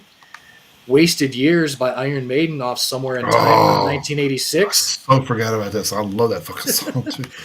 And I would say last but not least, but this isn't going to be the last one because I've already got some more that I'm going to add. But my number 20, where I cut off, Electric Crown by Testament off The Ritual from Oh, 1992. nice. Like I said, I like the reason why I like doing this is because I know you're gonna have some songs that I like too. Right. So it's gonna be like, just from the stuff you just. I mean, this is gonna be like one of my favorite playlists It's because going to be. it's gonna be like songs that are already in my like status, probably most of it. Oh, yeah. So of course, so Yeah. So it's going to be a fantastic playlist. yeah, so you got all of your stuff in one playlist, really. Oh, yeah. So man, it's Yeah, crazy. So. absolutely. All right, before we get into anything else, that is the playlist there from Black Friday, which was last week's playlist there. So, Yep. We between you and I, we actually both kind of extended that playlist by I think 10 songs each after the fact. oh, get right, yes. So it ended up being like 50 some odd songs, I think, almost 60 altogether by the time all was Oh said and done. shit. So Well, I mean that's fine. So yeah.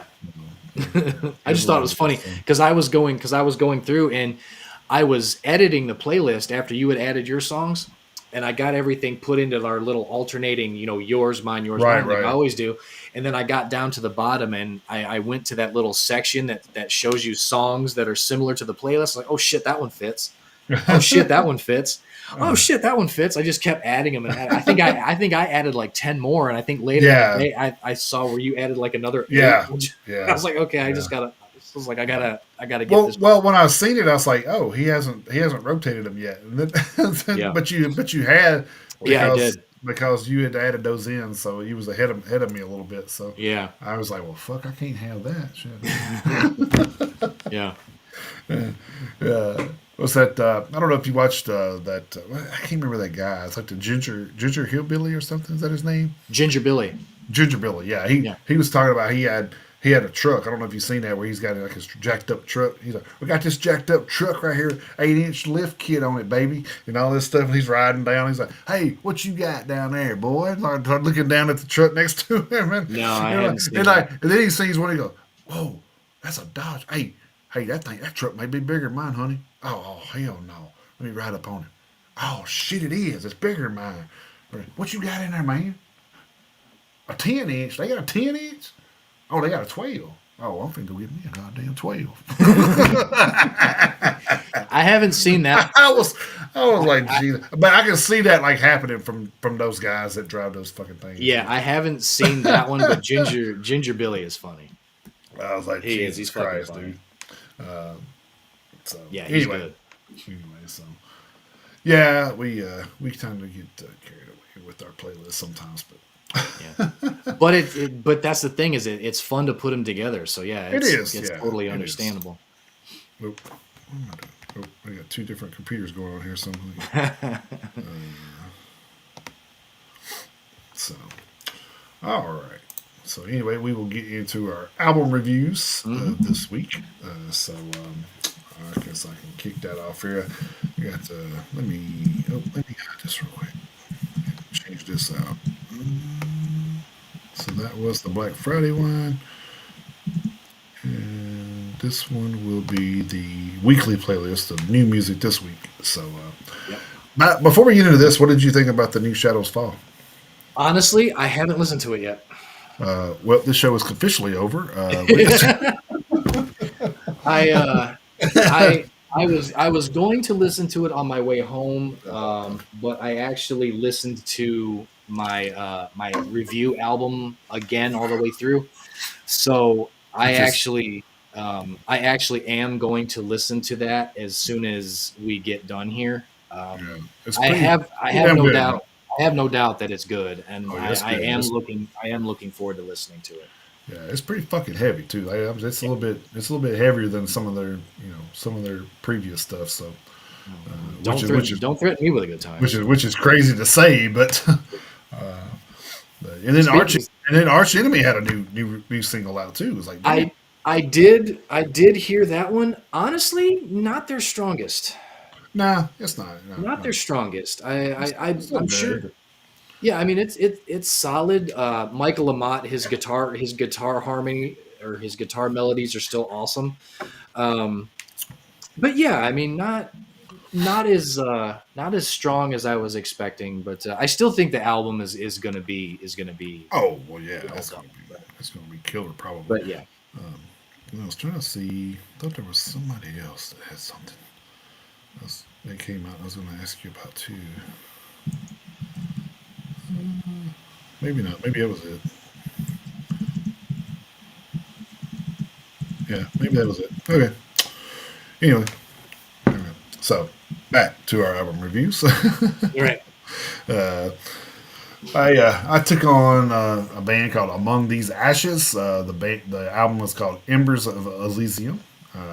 They were formed in 2021, and they are based out of Detroit, Michigan, which is right down the road from Chris's hometown there. That's right. So current members are Kyle Wagner on drums, Richard Clark on guitars, Jean Pierre Abode on vocals, Kane, oh my God, Bucketon on bass, and then Dylan Hammond on guitars. The last two members are current members that got added in 2023. So, Ah, all right. they weren't on the first record, just on this one. So. Which is kind of curious. I kind of want to go back and listen to the first record now because the guitars in this one was pretty fucking amazing. So I kind of wanted to see what the difference is guitar work wise with the first one. Nice. So maybe maybe there's a difference there since they had added a guitarist. So this is the band's second full length release. 13 songs, 1 hour 5 minutes. Yes, Ooh. you heard that right. 1 hour 5 minutes. All right. So definitely some old school 7-8 minute tracks on there. So Ah, nice. yeah, but the first track is basically a 2 minute 14-second instrumental intro, which is fine. Like I said, I'm cool with the instrumental intros if they're lengthy. Don't give me 36 seconds and call it a fucking track. That's kind of where I get kind of frustrated with that. But it is Yeah. what it is. Then there was a minute and 24 intro threw in on track 11 for some reason. I don't know why they did that, but whatever. They are listed as a heavy groove and power metal band, which I was telling you earlier was kind of odd, an odd conjunction of genres there. I'm just like, wow, Yeah. that's kind of crazy. So kind of got a traditional groove and power, you know, stuff in there. So, and the thing is they give you a taste of all that though throughout the album, which is pretty I pretty see. I pretty like crazy, that. pretty I like that. crazy. Because you're not getting a one dimensional album. So, and then vocally, the John Pierre, he's definitely has some range, but he can also growl it down too. And when I say growl it down, I'm talking about the groove metal growling it down. So Sure. he can belt those power metal, vocals sometimes, but he can also growl it down to the groove metal stuff there. So I felt like a sabotage inspiration with these guys for some reason. Like that may be what they were going for. I don't know, but I definitely like could close my eyes and be like, yeah, this would definitely be something Sabotage would record. So, I mean, at times, not all the time, but at the power metal stuff, definitely. Um, so the guitar work was damn good. Drumming was phenomenal as well. Oh, excuse me. It sounded like a collective of all the instruments hitting at the same beat most of the time, which is kind of odd. You don't really hear that a lot. I don't think. I think not at the exact same. You know what I'm saying? Like everything just felt like it was exactly timed out, perfect. I'm just like, dude, that's just crazy how you can't really distinct anything from a lick because you don't know you don't know what you don't know. I mean, you could kind of like, oh, that's a drum, guitar, and bass all hitting at the same time. Like that's just Hmm. fucking, it's just fucking wild, dude. Like I don't think I've ever like really, unless I'm just getting better at listening for things like that. I don't know, but I've never like remember hearing like all of that at once. Being at the same beat. You know what I mean? It's like usually you got a different tone between those instruments, and it kind of wasn't that way. It was kind of wow, that's pretty amazing. So some good background vocals thrown in too. It helped to amplify tracks like the Undertow, which is one of the tracks on there. Is really good. I think the backing tracks kind of like amplified that one a little bit. Guitar work on the Enemy and I was, oh my god, if you just listen to one song, just listen to that song. I The mean, Enemy and I. you're the guitar guy. Listen to that song, man. That's all you gotta do. So it was it was like I was just sitting there and like Jesus Christ, dude, this is just fucking crazy how you know you hear so much music, like especially doing what we do, and you're like, how do they still find time to have something stand out? I do not know. Like, like how many goddamn licks is it in this fucking world? You know what I mean? It's like Yeah. it's pretty wild. There was a track or two where it did seem like the vocals was kind of out of tempo with the instruments, but it was just like in parts of the song. It wasn't like the whole song, which was kind of weird. But maybe Got out of just sync a little bit. yeah. I mean, it seemed like it was to me, like a little bit. But like I said, I don't know if that was intentional or if it just kind of like swayed off a little bit further than they thought it was going to. I don't know, but I mean, obviously they listened to it back before it got pushed, so I mean they were obviously okay with it. But Right. to me, it just seemed a little off. And like I said, it wasn't in every song. It was just in like maybe one or two where I was just kind of like, it sounded a little bit off, but okay. But not really a deal breaker coming from a speed metal era. We came from speed metal where Yeah. things didn't line up all the time. So Right. so it's kind of like it is what it is. It was kind of just surprising to me that I guess people still like kind of do that. I guess so. I don't know. Definitely a solid sophomore effort. I think. I mean, I'm gonna give it 3.5 horns. So Nice. definitely check that one out. It's pretty good. So Cool. Yeah, I might do that. All right. Let's see. Let me get my pull up here. My album review this week is the album Locust Cathedral by the band Icon of Evil. They are a death metal band formed in 2011. Technically, they've been around since 2000 because the band was just named Evil from 2000 to 2011, and then they changed their name to Icon of Evil in 2011. okay, Evil had Evil had uh, one album under their belt before they changed the name, and three of the members from Evil are still in Icon of Evil. They are currently a 6-piece, Oh wow. and the current lineup is, again, this isn't like red, yellow, blue, and green like you had on your album last week, but it's Yeah. kind of similar. You have Fulgen on bass, Gerzello on drums, Jesus, or I don't know if it's Jesus or Jesus, because in Latin America they say Jesus, but so I don't know if Mhm. it's Jesus. It might be. You have Jesus on guitar, Yankees on guitar, Camel on guitar, or Camille maybe, Camille on guitar, and Mockery on vocals. So you have three guitarists, a bass player, a drummer, and a vocalist. Oh, okay. Their lyrical themes are death, duh, social struggles, religions, and anarchy. They are currently on Self Made God Records. This current incarnation of the band, this is their second full length studio album, with Syphilis Mentalis coming out in 2013. This new album is 8 tracks long, 40 minutes and 50 seconds, so just a shade under 41 minutes. Um, no instrumental intros or anything like that. Um, the album the album starts off. It's got a little bit of a uh, like a little bit of a haunting little Slayer vibe to it as it starts. Um, one thing that's weird about this album, and especially the way the lineup is credited, is the way the vocals are recorded. I mean, it's all gutturals all the way throughout, but there Right. there are there are high gutturals and there are low gutturals, and a lot of times they're sung at the same time.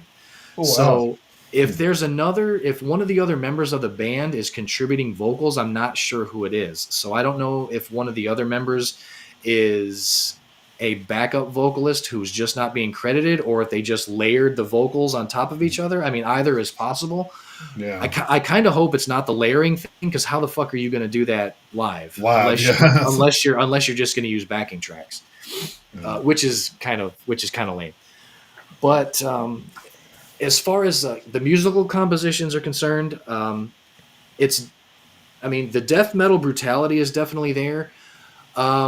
Unfortunately for me, it's a little bit too much of the same thing from one track to the next. Mhm. There's not a lot of diversity in tempo and rhythm. I mean, of course, when I say that, I never mean note for note, because no one's ever going to make 8 tracks that are note for note the same. Right. But there aren't any guitar solos, which is strange. A lot of there's none of the guitar riffs are anything that's gonna be memorable or outstanding. And truth be told, a lot of the guitar work isn't super duper intricate. Hmm. A lot of it is, you know, in keeping with a lot of the death metal kind of motif.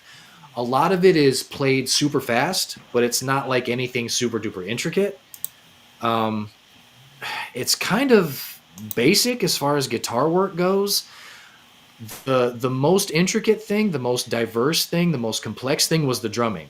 So what stood out to me the most was the drums. Okay. Aside from the fact that there's potentially two vocalists when only one is credited. Um, so kind of disappointing from the standpoint of the guitar work. Um, Not really anything to write home about. Like I say, nothing really stood out to me. Nothing is, there's not one guitar riff that kind of, and which is kind of, to me, a little more disappointing, considering that there are three guitarists. I mean, you got three people playing guitar, and you can't really give me anything that kind of sticks out in 40 minutes worth of songs. So yeah, kind of disappointed in that respect. Gonna give the album 3 horns out of 5, because like I said, the drumming was well done. That stood out. Um, it's definitely heavy.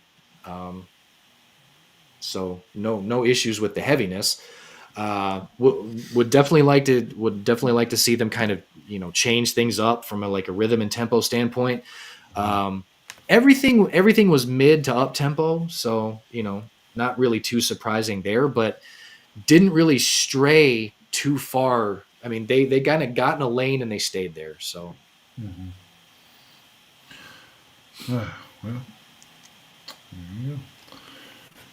well, So well, it that happens sometimes, you know. yeah, it does, especially with death metal. It's kind Yeah, of it happens. sometimes it gets a little you know too. I think they get too comfortable. I guess. Yeah, So, kind of just formulaic, you know. I mean, mhm, yeah. I went back to look at similar artists for that band just to be curious because I didn't do that before because they are on Encyclopedia Metallum. The okay. similar artists for that band that I did, Nevermore, actually showed up on there. So Oh, nice, I know nice. you're a fan of those guys. Yeah. So yeah. The Sanctuary and Silver Talon are all three Oh, are. okay. So those are kind of the related similar artists there. Yeah. So if you like any of those bands, check out Among These Ashes. There you go. Yeah, yeah, you're right. They haven't been around long. Haven't been around long Yeah, at all. yeah. So yeah, Really haven't. may have to maybe worth a reach out. Who knows? So Might be. yeah. So what do we Yeah. got? What do we got going on next week? And then we'll tell them what we got Yeah. going on this week. Yeah. Looking forward to next Friday, Friday the 13th. Yeah. Leading off with Afflicta with Origin of Sorrow, Alberto Rigoni with Nemesis Call, Assenheim with Vulcanbreaker, At the Altar of the Horned God with Elements, that's an EP, August Moon with Something Eldritch and Macabre, An Axis of Perdition with Apertures, Bazooka Troopas with Scandinavian Head Splitter.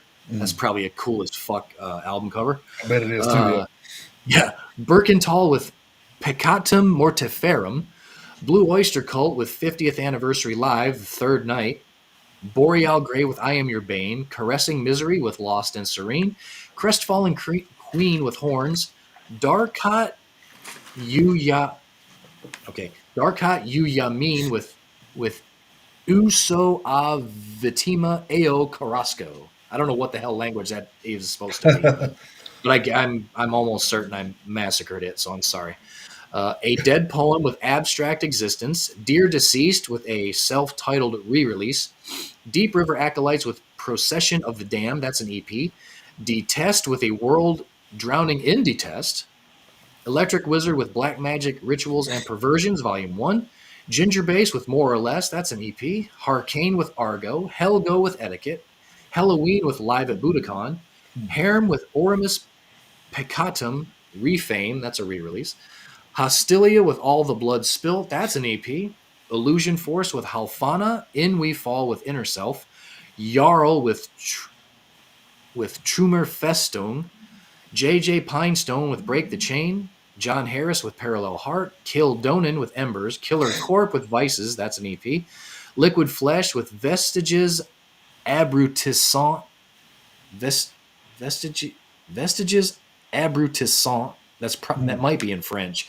That's an EP. Lord Sin with Confessions, Luring with Malevolenti Lycanthropic Heresy, Magic Kingdom with Blaze of Rage, Mesarthum with Anthropic Bias slash Departure, Mirror Shield with Visions from the Crystal Light, Misanthropy with the ever crushing weight of stagnance, Monte Penumbra with austere dawning, Mork grinding with Thesornos Teed, Nagathala with telluric sepsis, Orbiter with distorted folklore, Perdition's Mire with Into a Dark Heartland, that's an EP, Ponte del Diavolo with Trey, the EP collection, Residual Self with Reseed, Reviver with Carnival of Chaos, uh, Runo Pasha with Arcastia, that's an EP. The Sabians with Shiver, that's a re-release. Shotten Muse with Schicksalweg. Shatterface with Deviate, that's an EP. Stories with Live and Let Live, that's a re-release. Solist with a self-titled album called Self-Titled, I guess. Sumo with 3, SVN with King of Death Matches 2024. We have Tadastribe with Corona Tenebra, Tony Tears with La Societa Degli Eterni, Trouble Country with Black in the Sky, Weapon of Service with Beneath the Pride, Wedding Goth with 5 stars, A Live, Whispers with Yam Ma Lok, that's an EP, Wings of Steel with Live in France, Voldorgas with Cold Light, and Zen Disdain with Inanition. I think that's how. I think that's inanition. Yeah, inanition. So a little bit of a shorter list than we've had to deal with over the last few weeks, but still plenty of stuff there to choose from. Well, I mean, they're going to get shorter as the year starts coming to a close. So, Well, yeah. I mean, the one for the 20th has got probably 20 or 30, and then the one for the 27th is even shorter. So yeah. So, and then I know the first 2 weeks of January are kind of short too. So, as of right now, they are. Yeah. yeah. So unless something changes Let's between now yeah. and then, so As of right now, January 3rd and January 10th both have 8 apiece. So yeah, so that could that could definitely change oh between yeah, now for and sure. then. But Yeah. so I we'll mean, see. if not, we'll just review what we can. So, I mean, Right? Yeah. the first show is obviously going to be the year in review show, but Right. so So we'll we'll probably end probably up not, doing probably not have to. We'll probably want to do it just doubling those up for the 10th. yeah, or just doing write ups. Either way. Well, So yeah, either way. Yeah. So, all right. Well, I guess that will wrap this one up. yeah, that'll do it. So before we go, just want to remind you guys that next week we will be on a Saturday, Yep. December 14th, with our another guest. So we'll be 10 p.m. Central Standard Time here. So don't don't. 10 a.m. That's what did I say? P.m. Yeah, Yeah, but 10 a.m. Sorry, 10 a.m. 10 a.m. Central Standard Time, Saturday, December 14th. Yep. So And we will remind everybody about that. oh yeah. I'll remind everybody about that on the Metalhead Minute this coming week, and then I will try to put I'll try to put a Cap Cut preview together that'll be on there. So Uh, I'll be doing stories throughout the week. So yep. if you follow us on any of our socials, you should be able to be reminded that to be a different day, different time. So Oh yeah. so and also if you want to listen to us when we're not on the air, you can listen to our radio station streaming 24/7 at Truly Radio 247. Or is it, wait a minute, stream.trulyradio247.com/8008/stream. So check that out there. And then Chris will run down our socials for you. Yes, we will. Yep. Join us on all. Follow us on all of our socials, of course. Email us at metalheadsuniteusa@gmail.com. Follow us on all of the social media platforms. Follow us on our YouTube channel, on Facebook, the Facebook group, the Facebook page, on X, Twitch, Instagram, Rumble, Spotify for all your playlists, and on TikTok. Good deal. Good deal. So I guess that will wrap it up for this week. And hopefully we will see you on Saturday with our special guest. Right. And Yeah, tune in to find out who the guest is going to be. It's going to be an interesting interview. yeah, looking forward to it. So, Same. yep. Till then, you guys keep those horns held high. Jump in that pit anytime you can. Have a great week, you guys. Thank you.